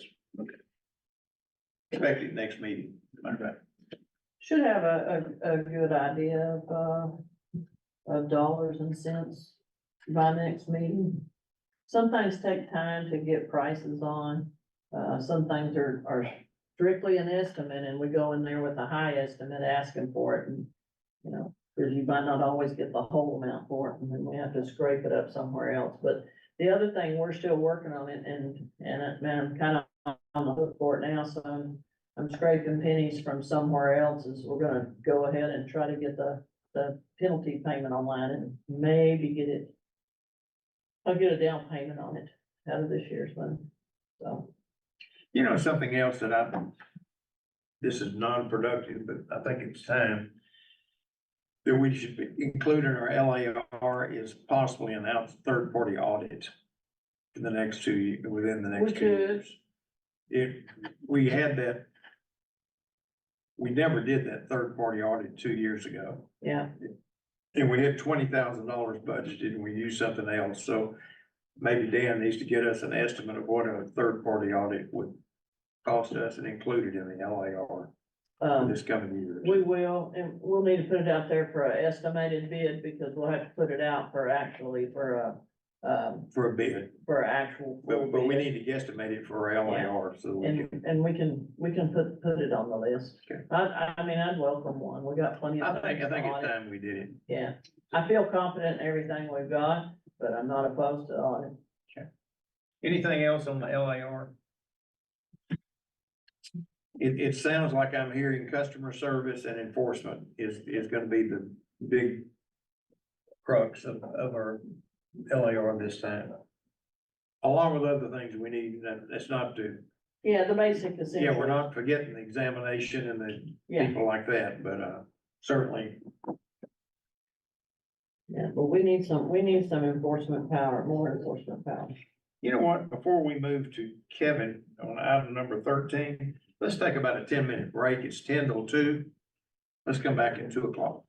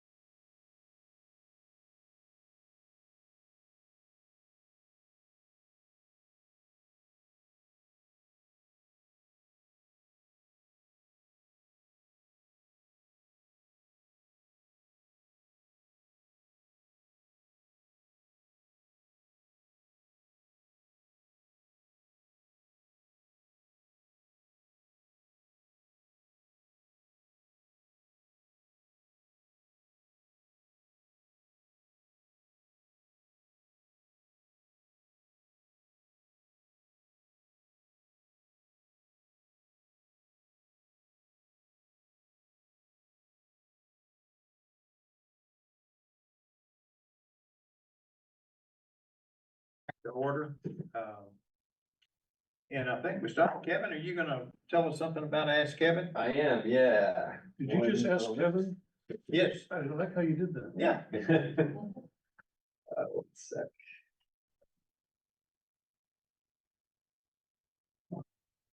Okay, I'm gonna make this real quick, but just some statistics on how Ask Kevin is doing. You see on the first chart, the gray line is the second week we were in operation, and we were averaging around 30. Just last week, we nearly hit 90, which I think is huge, and that's sustained. The week before, it was like 86. So we're getting a lot of conversations. That's full conversations, back and forth. So that number's great. And that's a per day. Yeah, that's per day. That's a lot. That's a lot of conversations. That's a lot of people that we're gonna call or email to ask a question. Yeah. The second one is the one I'm most proud of, actually, because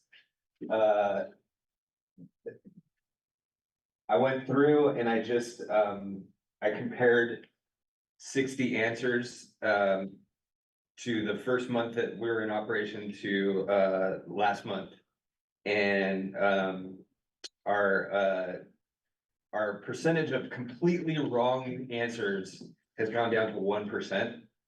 And the needs improvement answer, so it's generally a good answer, but it could, there could be some more information added to it, is down to 13%. So that means that 86% of our answers are spot on at this point, which I think that's great. And then finally, a couple enhancements are coming soon. Facebook Messenger. So we don't have enough people to engage on Facebook at all. And soon you'll be able to go to our page and there will be a button that says contact, or I'm not sure exactly what it's gonna say, but it'll open a messenger window. And instead of talking to a staff member, you'll be talking to Ask Kevin. So I think that'll open up, it'll open up the entire Facebook audience. So, and then finally, OpenAI recently changed their pricing structure. So it cut our cost in half, for Ask Kevin. We were paying a good amount of money, and starting next month, it's gonna be cut in half. So that's all I got. Okay, I got a question. Yes, sir. So if somebody goes to our website, you go to a bunch of companies' website, all of a sudden you see this little square box open up and there's a person saying, how can I help you? Yeah. Real time, I mean, I'm here, could we incorporate the Ask Kevin into that? Oh, we have that. Okay, well, you gotta click on it, but it doesn't prompt you with, or does it do that? Oh, you mean like it starts the chat box. conversation? If you open a page or something like that, like, do you need help, or you have any? Yeah, so the way I have it set right now, honestly, I hate those things on a website. I always have, but That's why we don't have it. well, so the way it's programmed right now, we can change this, is after about 25 seconds, which is a long time for someone to be sitting on that page, it'll pop up a little thing that said, can I help you? And also like hablo español. But we can make it say anything. We can have it do that right when you load the page. I just kind of want it to be a little less intrusive. Whose little face pops up with it? What's that? Whose little face is on it? We don't have the functionality to pop up a face. It pops up with a little message bubble. Okay. Yeah. Well, I'm just saying, if we're trying to be more interactive and more communicative towards the public and the farmers. Yeah. that- Maybe force feed them. Yeah. So, I mean, here you go, we're gonna make you talk to us. And this- yeah. They think they're really talking to somebody live. And you can only get an answer back if you've done your fingerprints. Right. This page will automatically destruct. Yeah. I didn't know if that was an option. Yeah, no, in fact, now that you mention it, I'll give it a shot and see if that, It does kind of personalize it where they think that there's really See a bump somebody. in interactions. or- yeah, do a test and see if we get more hits that way. You bump up to one. And you know, the difference, you hate it because you know how to do it. Well, I just hate it because I've always thought that they were kind of useless, and I don't think that they've become useful I agree until with you. pretty So recently. Most of the time, even if you do ask them a question, they don't answer the question. Right. But you're just proving that it's answering It the will question answer at a the very question. high level of Yeah, accuracy. yeah. And it So, prompts them. I mean, it just prompts them to go there first. right, it catches your eye. Yeah, absolutely. Rather than don't see it on the face page, they just click on, well, I'll call somebody and ask. Yeah, no, that's a good call. I'll definitely do that. Give it a shot, try it. Yeah, Maybe make the little button that says need help a little bigger. And move it over, although I know we've got issues with how much stuff we're floating on there right now. We're about to have to do some increase on the webpage. Yeah. Because we've got so much stuff running on there. Kevin, when did we start Facebook? oh geez. I'm not sure. It's It might be on the calendar. year and a half? 2 years, almost? It hasn't been 2 years, cause I haven't been here for 2 years, You haven't been here for 2 years? 2.5. All right. No, this is my second year. Yeah. Third. Third year. Okay. You had so much fun. Two and a It's half. third going on fourth, Frank. You and I were appointed at the same time. That's right. That's right. We sure were. That's right. A lot of time. Dave Yellowish too. Me too. You too, that's right. I can look it up. You know what I was gonna say, we've got 3,100 followers. Yeah. And I think that's pretty good. In just a year or two. Yeah, I mean, we haven't done a huge push. We haven't sent out an email blast to every plumber that, on our But list. this thing you're talking about that will allow Kevin to answer some questions on it, Yeah, that might be a really, I think Good hook. it has a lot of potential. I think it does too. Now, how would that work? So it basically, just like any other page, you can click contact that page. And it pops up in a messenger, Facebook Messenger window. And instead Oh, of, your Facebook though. yeah, or if you're using it on your phone, it's the same Facebook Messenger that everyone uses to talk to people on Facebook. And instead of a person, it would be Ask Kevin plugged into it. I would say anything you can do that expands the Ask Kevin Yeah, helps us on the communication. we also have the option to do WhatsApp. But I haven't really, I'm not sure how big that is in the plumbing community. You're shaking your head, yes, do you think that would be good? It's encrypted as Yes, well, which Yeah. is nice, because it keeps out the right. bad players. So, yeah, we could do that too, and it would be, it would say on our homepage, or we would advertise that you can also get us on WhatsApp. And, it would seem like you're talking to a person, but you're talking to Ask Kevin. So I don't know if you guys You think just that, keep us on the cutting edge. You know what we're trying to do, so yeah, the things, especially those things that are not cost prohibitive, we can Yeah. do. You can put a little note at the bottom. The thing I don't like about those chat things is it tries to talk to you, it is a human. You put a little asterisk, reminder, Kevin is not a real person. This is a computer talking to you. Yeah. Something, because some people wake up to, oh, this isn't a real representative from the Right. board, and then they get mad because they've been corresponding with a bot. right, And so to let them understand, yes, everyone in this room knows that Ask Kevin is not a real person. So, yeah. But at 2 a.m. after a few drinks, they're going back and forth, then Lisa gets a call that gets forwarded to Frank and he gets cussed. right. So I did add a disclaimer recently that says at the bottom of the window, Ask Kevin is in beta and will occasionally convey inaccurate or incomplete information. So I'm kind of hinting at the inhumanness of it with that, but should I just say, Successful when it's growing, I don't think we can tweak it personally, but. Yeah, I think giving more people accurate, it's not broke, there's nothing to fix. I mean, could it be better? I don't know. When it seems like becomes it's doing better. stagnant and we It just stop got better, making it's half the progress. price, so it's already better. You know, it's getting right, better. yeah, So, I don't know, I wouldn't, I think having access to it for more places would be a I good. nominate use of it. Kevin to be on our negotiating committee. Yeah. Pretty good negotiator. Yeah. Get 50% whacked off. Yeah. Anything else, Kevin? no, that's all I got. Board, anything else for Kevin? Cybersecurity, Lisa, or Lynn?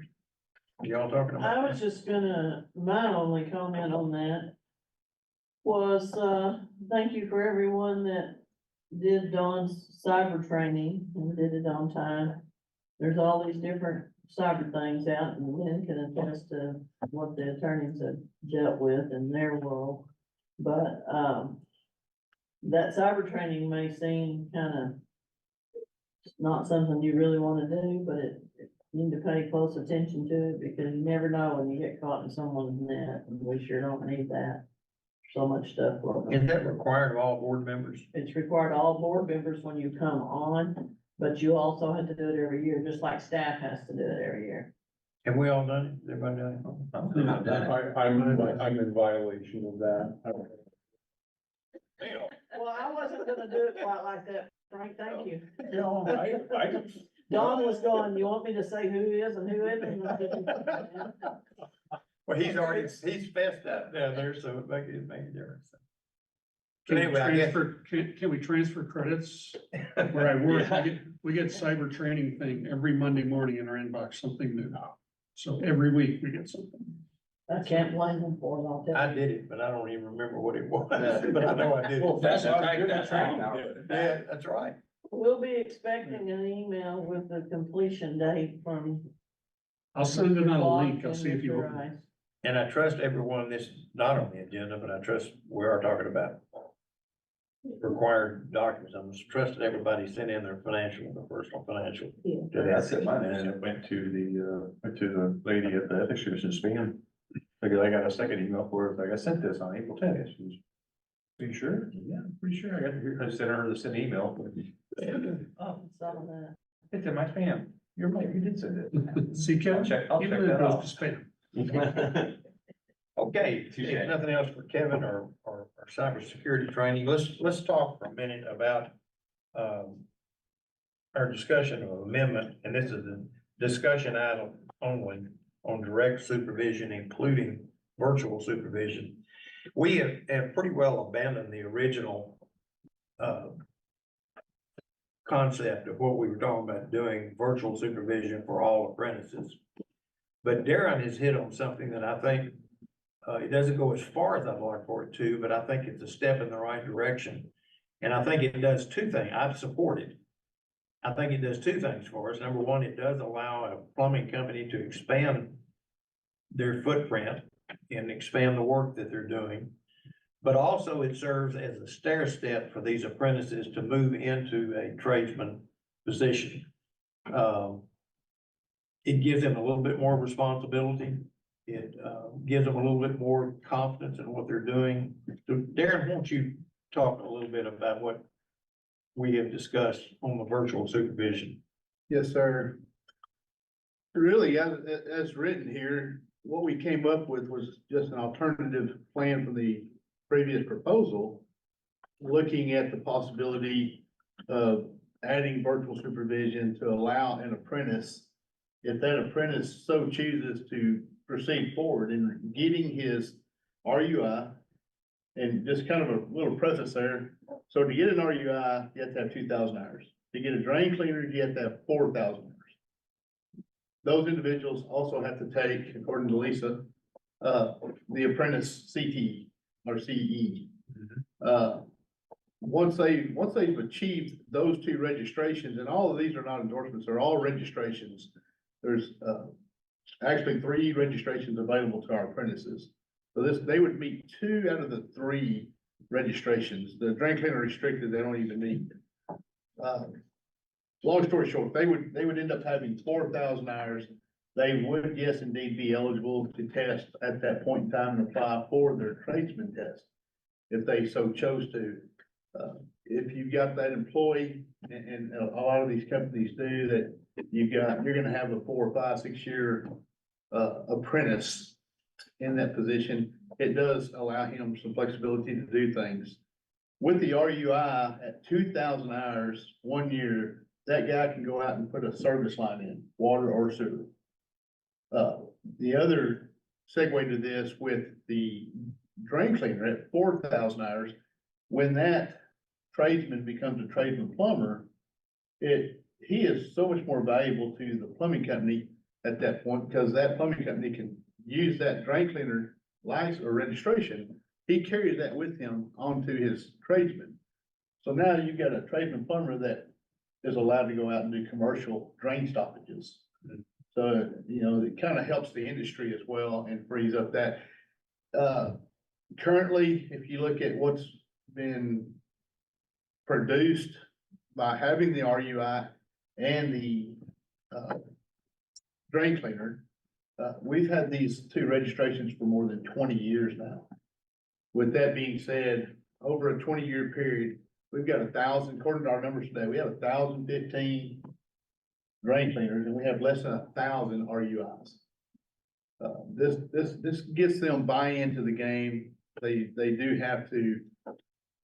have some criteria to me after they renew their apprenticeship. After that point, if they choose to stay in that condition, every year they're taking CE. So now these guys are taking CE. They're getting more involved with our industry, more involved with our trade, more involved with the board.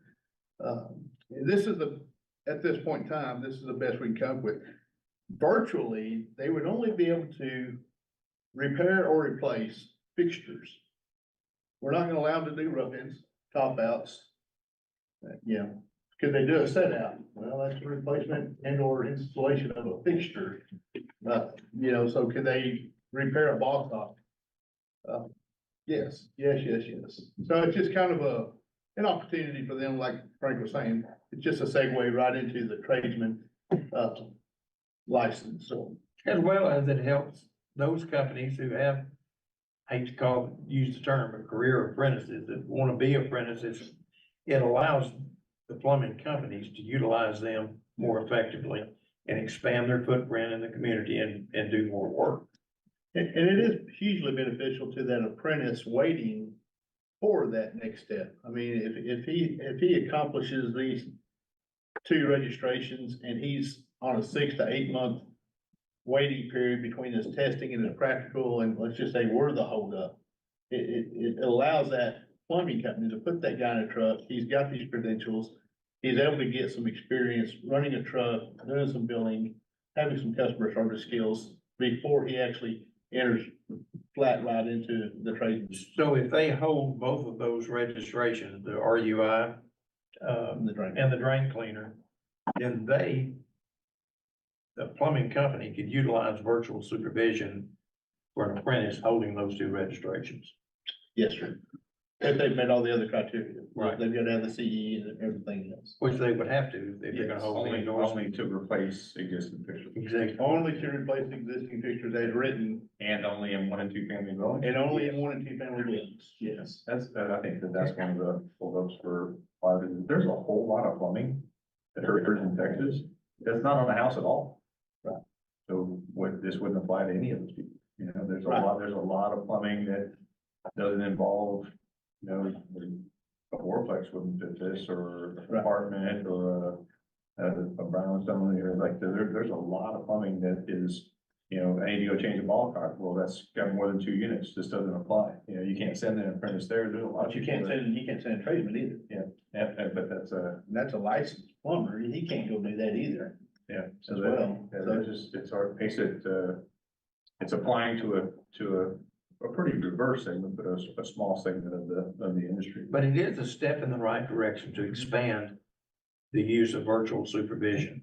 And we can't change the definition. The definition, as Lynn's pointed out to me, these definitions of an RUI and a drain cleaner are spelled out in statute. So we can't change what they can do. But what we can do is change the definition of direct supervision to allow direct supervision for those holding these endorsements. And I think Darren's concern all along was an inexperienced person out working under virtual supervision. This at least, they got 4,000 hours to get continuing education, and they're holding 2 endorsements. And even that it's a limited number now, if this takes off and if virtual supervision is something the industry wants to embrace, those numbers should grow. And if those numbers grow, our tradesman numbers should grow. Because the next natural progression is into a tradesman once they do those 2 things. So I throw it out there for y'all's comment. I have some comment. I thought you might, so go ahead. I'm gonna pull the bill on this and about fingerprints. What are we doing here? I mean, okay, so you're telling me he's gotta get this, we got these stair steps. You got RUI, restrictor drain cleaner, tradesman journey. And they're all stair step that are already there by statute. And now we're narrowing it down to one specific thing. I can work on a plumbing fixture. How far are we gonna go and start carving out these little niches that you can do this, but you can't do that? I've made a couple of notes, and I'm just gonna throw out how I view this. Number one, you look at the previous tab 13, and in our agency mission, I pulled out this deal. Our primary influence in fulfilling this mission is ensuring that individuals entrusted with a license issued by the board and endowed with the inherent credibility it provides are competent and exhibit the requisite fitness to perform plumbing work in this state. So I'm more interested in that we have quality people out there in quantity.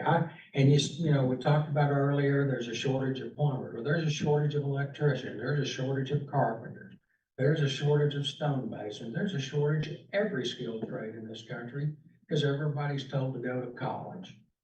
And, you know, and then you said earlier in the meeting that our examinations are our only backstop. So the only registration we give without any kind of test basically is the apprentice card. There's no examination. And, you know, I guess, and my last one is analogy. You got a 15-year-old that got his DPS learner permit.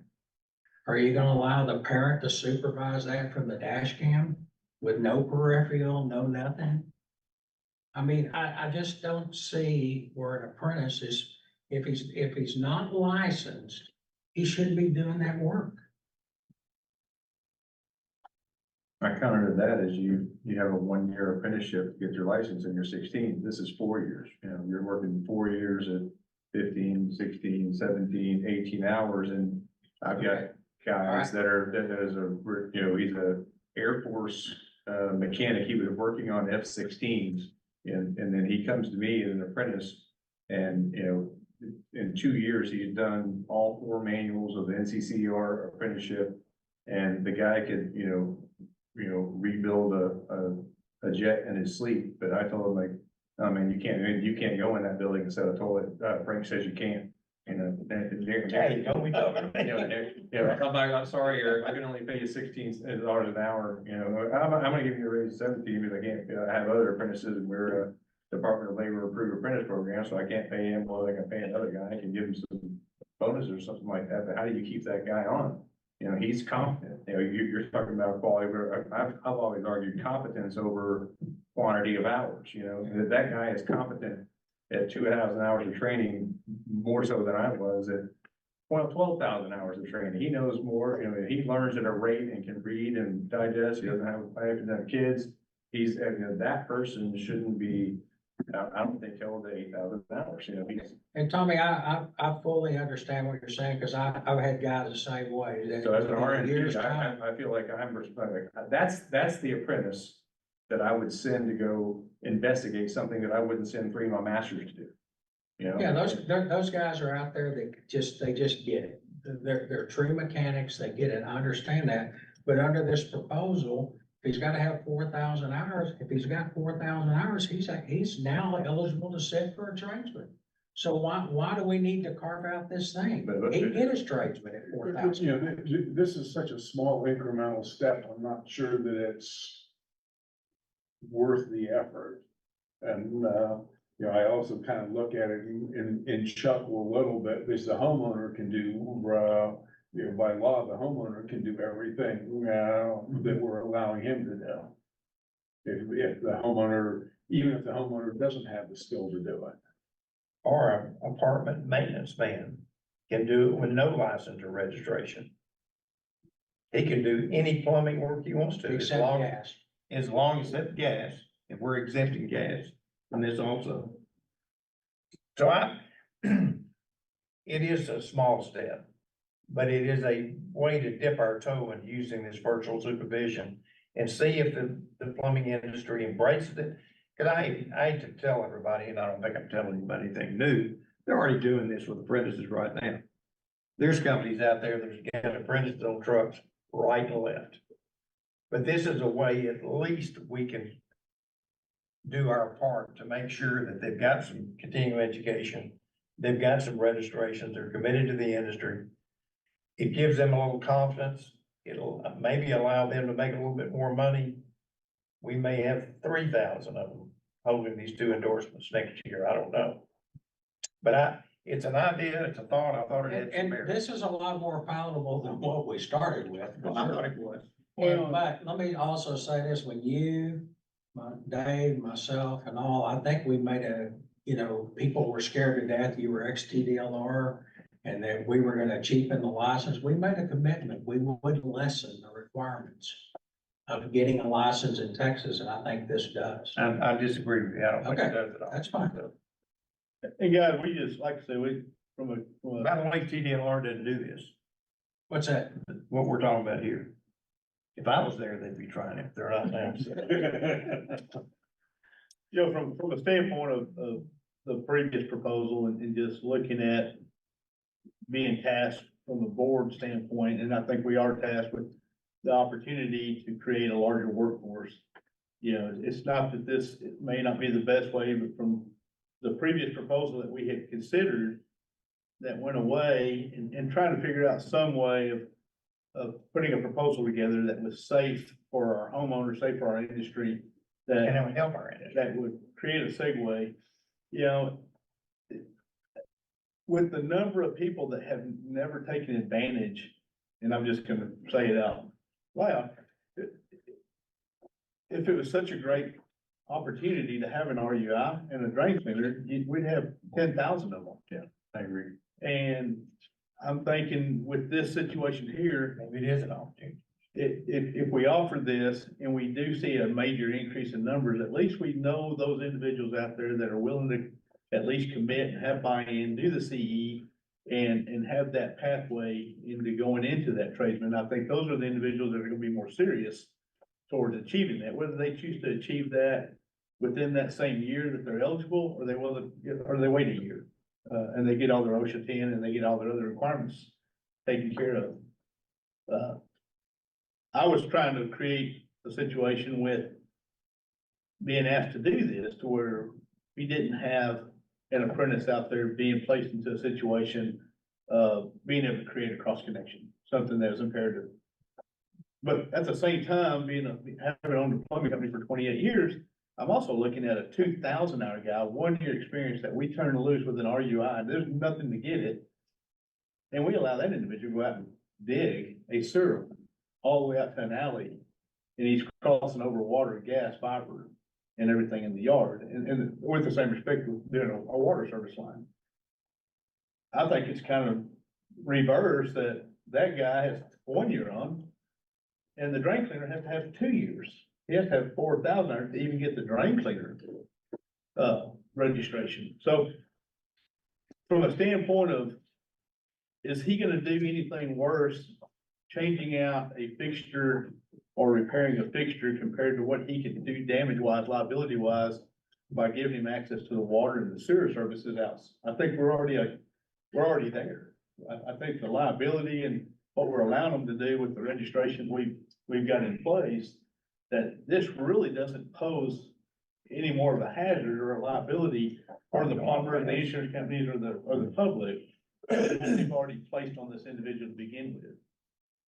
Are we enhancing it, or are we allowing him to go out? The other thing about the RUI, the drain cleaner, is that's not even virtually supervised. There's no direct supervision. They're licensed to do that. They're licensed, They're registered registered to do that. to go out and do that. So you Without don't any. need virtual supervision if you're properly licensed. Exactly. With what they're gonna be doing once they enter the house is less than that. And we're telling them, if the minute you step in that house, you better have virtual supervision available if asked to produce it. Okay, so if you're in a lady's house FaceTime, how's that gonna look to the consumer? That customer ain't gonna be very happy. I'm paying you $100 an hour and you're sending a guy out here that doesn't know what he's doing? You know, there's no requirement that it be direct continuous. But it has to be instantaneous. If someone asks you, And then the other last one on that, so field inspector happens to come up on a guy and he's an apprentice, and all they gotta do is pick up phone and FaceTime his boss and, hey, inspector's here. And he may not even be supposed to be out there. I mean, and I know I'm picking out things, but I'm just saying my mind's going through this and I just can't see what are we gaining by doing this, by carving out this one thing, and repairing a ball cock on a toilet, that's about as close to cross connection as you can get.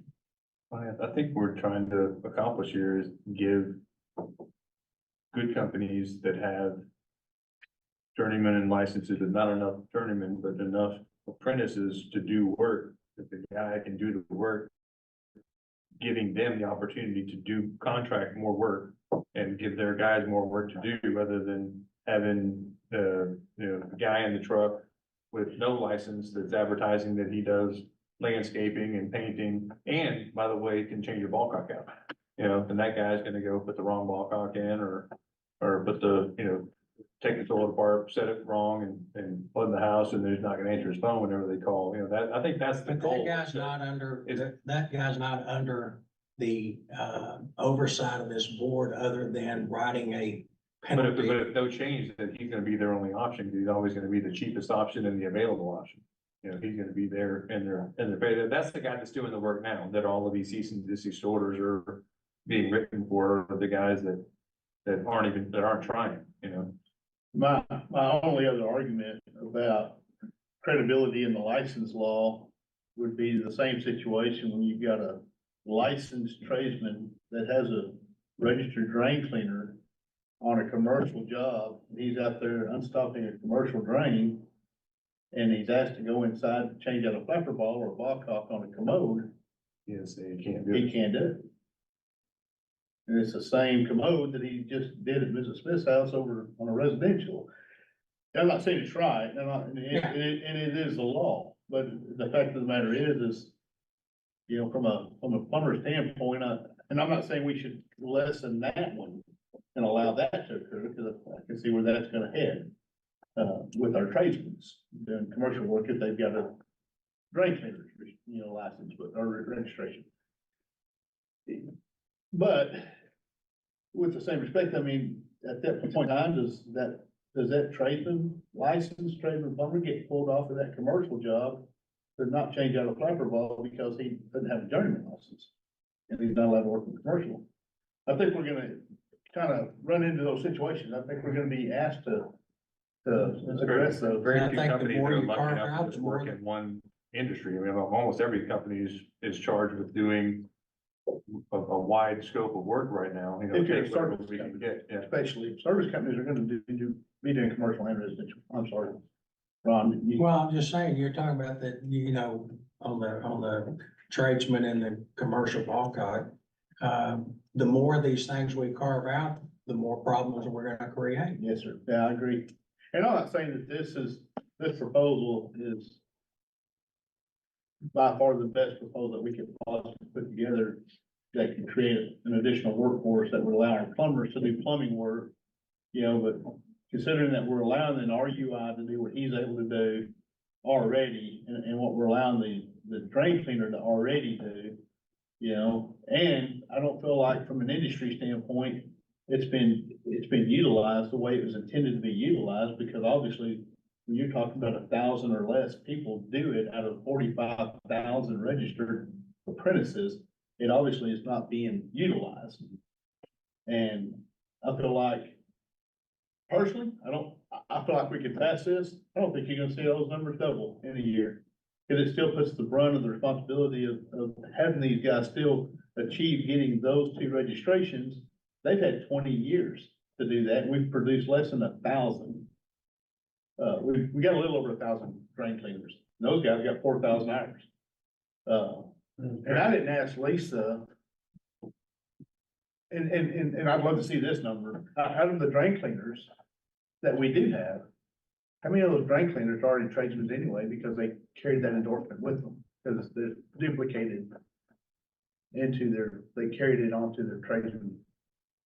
And I don't know if you have that answer, I didn't mean to put you on the spot there, but. That's okay, I can probably run it while I'm sitting. So there's a good possibility that a lot of even the 1,015 drain cleaners that we have are already tradesmen plumbers carrying that registration so that they can go and operate a commercial drain line. It sounds to me like you're inferring that, somebody with an RUI that they can get at 1,000 hours is competent to to look at a set of plans and read if there's a fiber optic line there or a water line or whatever, adjust, just for elevations, dig a line at grade and install lines. And I think the numbers are low because I think I've had one year or 2 year guy in my company's history that I felt was competent to do all of those things and get on an $80,000 piece of equipment and dig grade. It's just that it's a pretty tall order.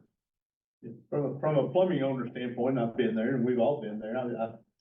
From my standpoint, I would turn a guy loose to train him to change out ball cocks and flapper balls before I'd let him loose with a track hoe or, Agreed. and a ditcher in somebody's backyard.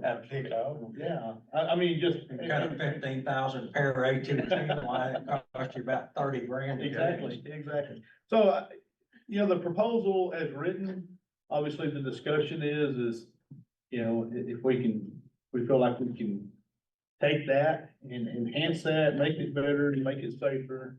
I mean, it's, like I said, I don't think by any stretch of the imagination that we put together the best proposal that we could have put together. I think it could be, but I think it's a good starting point. If we can look at that, I think we give it a year, we reevaluate it, we look at it, and we look at, see what the numbers produce. I mean, like I said, I really do, I personally feel like, the plumbing companies are not gonna take advantage of having the opportunity to turn a 2 year guy into that, and I agree with you 100%, that guy's. But you know what?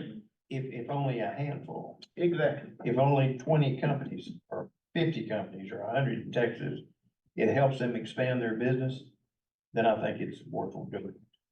I'm also that guy, I don't believe in lifetime apprentices. But when you talk to a lot of plumbing companies across the state, and I've had several owners of plumbing companies call me, they have those 5, 6, 8 year apprentices that never want to go to that next level. They can't test, they won't test, they're scared to death, whatever the case may be. Everybody's got their reason. But like you said, I mean, you've got that highly trained, highly qualified individual in your organization. You're turning those people away from the industry. There are people that are changing industries that consider plumbing that are wired for it, that don't have 4 years. They don't have 4 years. They've got bills they gotta pay in 6 months or a year. So that eliminates plumbing out of the realm of possibility for somebody that has 20 years of training in the military. That comes to us. And I know that Frank said that they've been willing to make some concessions for people like that, but not just the military that trains people to do things. I mean, they're really highly skilled people that have come through the door, have a conversation, sit down with them, ask them what their needs are. And I have to recommend they go to another industry because I'm sorry, but it's gonna be 4 years. You can't before get make any money. return on your investment with them. Right, for them, yeah, I mean, they've already made the investment in themselves and are ready to learn and they can digest and master everything that I put in front of them in 18 months, And realizing that we're looking at this too, there wasn't any way I was gonna tag my name to this at all without knowing what the penalty phase would be first time that an RMP or an apprentice breaks the rules involved in this. So if you go to the proposal, looking at the penalty matrix on this thing, it's an automatic first offense, $2,000 fine for the RMP, a $500 fine for expense for the, is that correct, Lynn, for the apprentice? That's just, The number of a brainstorming. Yes, Yeah. ma'am. And that's just the first line of proposals from the first offense. I'm not sure where it would go from there. But It goes up as you continue Yes, to ma'am. offend. just, without that penalty matrix being in place as well, I don't think people are gonna try to take advantage of this situation. That they're not, like Frank said a while ago, and I think we all realize this, that if they're willing to take advantage of it anyway, they're already taking advantage of it now, and we don't even have this in place, and we don't have any way to track these people. So if his boss doesn't pick up the phone when he's saying, hey, I'm done, look at my work, he's got a problem. he's gonna get fined. I see he gets fined more, $2,000, Yes, sir. but interesting. And that's that's something to consider too, because when you're in some of these unincorporated areas out, or even incorporated areas, you don't have cell service. So I mean, yeah, well, that's the suggestion of opening up communication on that, what does that look like? Can you call him? Can some, I mean, how else can we do this that keeps? Virtual inspections and like that, you would video the installation, video the test But and that's- document, it. Then you would get to somewhere and that you had signal and then email it to the inspector or call them, you know, and that's just. That's part of my. And I guess it also comes back, is there, well, I probably ought to know this, what is the clear definition? You know, you go through and you've got a plumbing company working in housing development. And, well, the supervisor is on the other side of the property. How quickly does he have to be, well, if an inspector shows up, how quickly does he have to be able to get to the property for him to have been properly supervised? Doesn't have to be there within 10 minutes. Pardon? There's no requirement to say he has to be there within 10 minutes. Yeah, certainly, you know, it takes him 10 minutes to walk over there, that's that 10-minute direct supervision that we allow, and that's the way the law is written, and that's what we allow. So. Yeah. But he is directly there, I mean, he is on site, and at the end of the day. Right, well, and, you know, I could easily go and land on either side of this. Technology, has changed rather dramatically in our professional lives. And, I think, getting to a point where we're going to allow, if we need to allow, virtual supervision, every other industry has some semblance of virtual, supervision. But, much to my dismay, the folks in, the company that I used to work for are now in the office 2 days a week instead of 5. I'm a fossil, I'm not real happy about that, but that's the way, it's going. I think, we probably ought to go and get on the front end of this rather than on the back end of it, in order to encourage people to stay involved.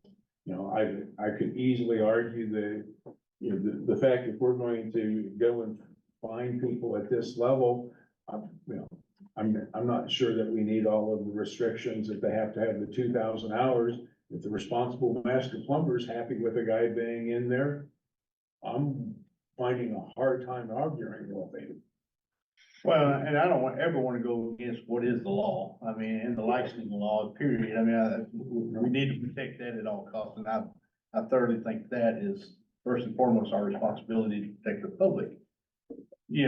But within reason, I mean, like I said, I have a hard time establishing in my mind why we allow a 2,000-hour guy to go put a new sewer line in, a water line in. Oh, yeah. But we won't let him change the fixture. But, and that's all he can do. I mean, don't get me wrong, I'm not saying let's just open up Pandora's box and allow him to do whatever virtually that anybody can do, that even the tradesman can do. We're not gonna let him change out water heaters, we're not gonna, he can't work on gas, he can repair or replace a fixture. You're saying that the guy that runs utilities is very trained, he's very specified, and that's all he does, and that's all he knows, so he's gonna go and his truck is always hooked to that trailer. Well, I mean, the industry is that way, there are guys that's all they do, we have guys, that all he does is set bathtub, that's it, I mean, he sets 10,000 bathtubs a year. Yeah. Every single year, that's what he does, no, my guy, he's got a license, but before he didn't, that's all he ever does. Well, see, and I look at it this way, if you're properly licensed, we don't need virtual supervision. Yes. Okay, second thing is if you're gonna allow this, like, I'll take Tommy's industry, multifamily, I would rather see somebody like him have the ability where it is, they can give somebody a drawing, you go in and you've got this arm and you give them a bag of PVC fittings and 20-foot of 2-inch pipe, and it's basically like a factory worker. I would rather see that guy have the ability to do repetitive work than somebody going out diagnosing a problem and trying to fix it, Yeah, because he doesn't have the I experience. couldn't agree more. mean- That's my point exactly. I mean, I think We can do multifamily, that too, if you want to. Let me We can chime add in that. with you. I've been quiet. I'm the residential guy, and it does say this is for 1 and 2 family dwellings. So it wouldn't apply to multifamily, it wouldn't apply to, all sorts of things. I do like the idea of opening up more work for guys that perhaps couldn't do it. That's a great idea. I will, at the list of things here, news is, like mentioned earlier, there are people already doing this work that are not licensed plumbers. Flooring contractors are replacing or resetting commodes. Appliance delivery companies are actually setting up gas ranges and connecting all those things. Countertop people are drilling holes and doing, replacing faucets. So there's nothing really on this list that would worry me as far, oh my God, we're gonna kill people. It's fairly simple work. I do think legally, we have a lot of problems in the wording of this because there is no definition of virtual, audio, visual, real-time communication. To me, I envision that isn't you take a recording if you don't have cell phone access. That's real time. That's as you're there, you set up your iPad on the vanity while you reset a commode and your boss watches. That's real time, because at the end, it also says, it forces the point that this stuff is adequate and instantaneous at all times. So it's not a recording. You're doing this here. If you're out in far west Texas with no cell phone service, this may not be something you could take advantage of. This to me is probably something that is in a urban area that you have constant communication, that you can pick up something and instantly call up your boss. And not to interrupt, I apologize, but the other aspect of that is he's gonna be a card carrying member showing those 2 credentials, those 2 registrations on his apprentice card. So that plumbing inspector or whoever's enforcing that will know that that individual is eligible for virtual supervision.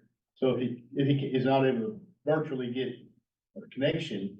But that's not what this is all about. Yes, sir. I'm not even talking about a state licensed inspector popping up and saying, hey, according to this number 4, Right. that if this guy goes out to do this work, he is to be supervised at all times by his boss, basically. And there's no definitions of all these things within this, and it leaves it really open for interpretation. Well, we don't have access, so I recorded myself and I'll show it to my boss when I get back to the office. I don't, Not, real time does that option away, so there's no real consideration of record it and show it later, because that's not real time. well, that was just discussed here earlier. That's what I was And addressing. I think that was more. This is a discussion, it wasn't intended. So I think that, as far as recording, that's not on the table. What this means is somebody comes in and says, who's supervising this job? It's virtual. Let me get him on the thing. Here it is. Well, no, that's not, I'm saying it's beyond that. You're telling me, when I read this person we send in there is under constant surveillance. No. I mean, They can even demonstrate. if somebody's on property, nobody's under constant Yeah. surveillance. Well, That's never been that's the case on unreasonable. anything. But when you read this, it Probably says, needs to be Right modified. here, and we need to clarify. that's what I'm saying. The wording on this, if Okay. you just read it, makes it sound like he's under Constant adequate, surveillance. Yeah. instantaneous at all times. It means immediately available at all times. That's not what it says. Is that what To you make it intend? say that.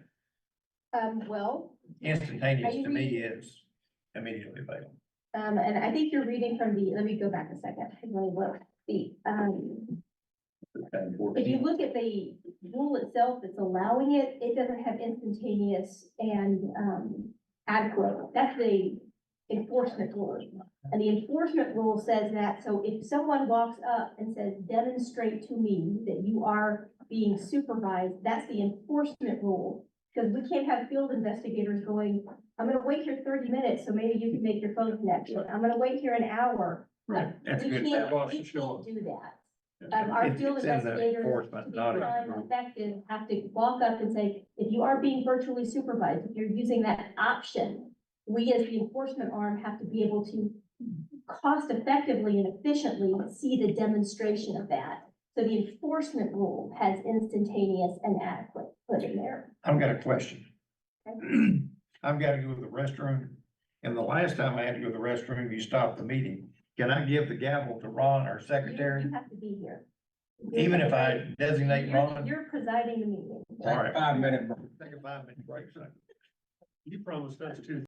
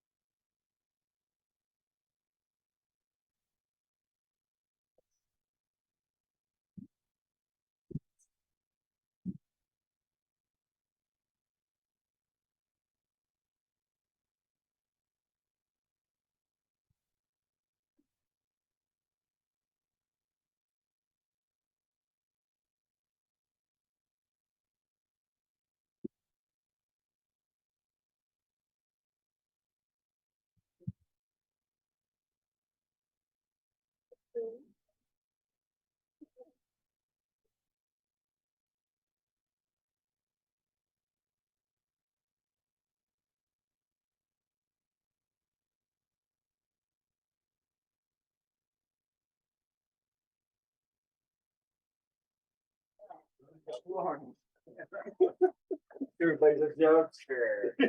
I mean, it's looking up online.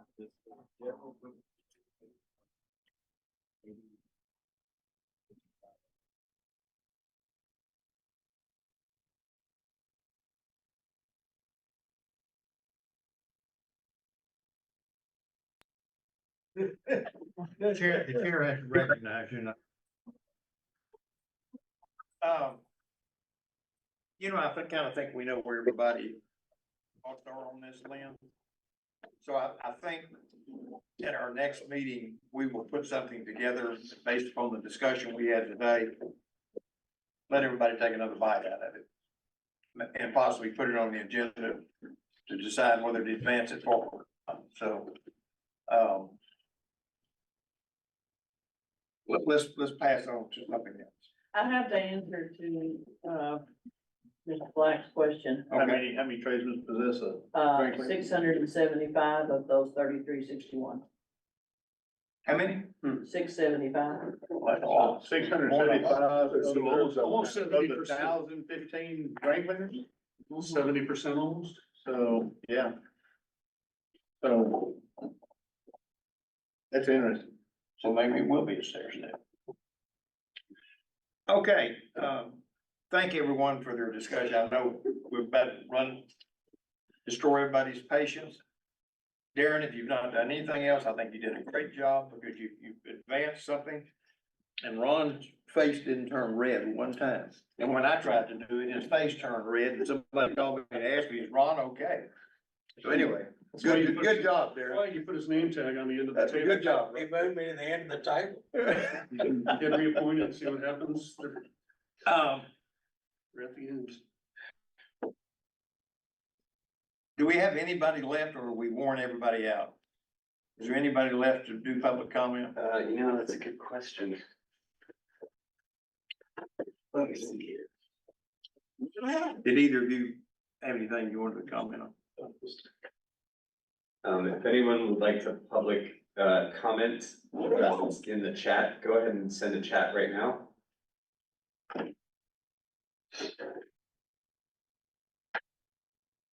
Not looking like we have anyone.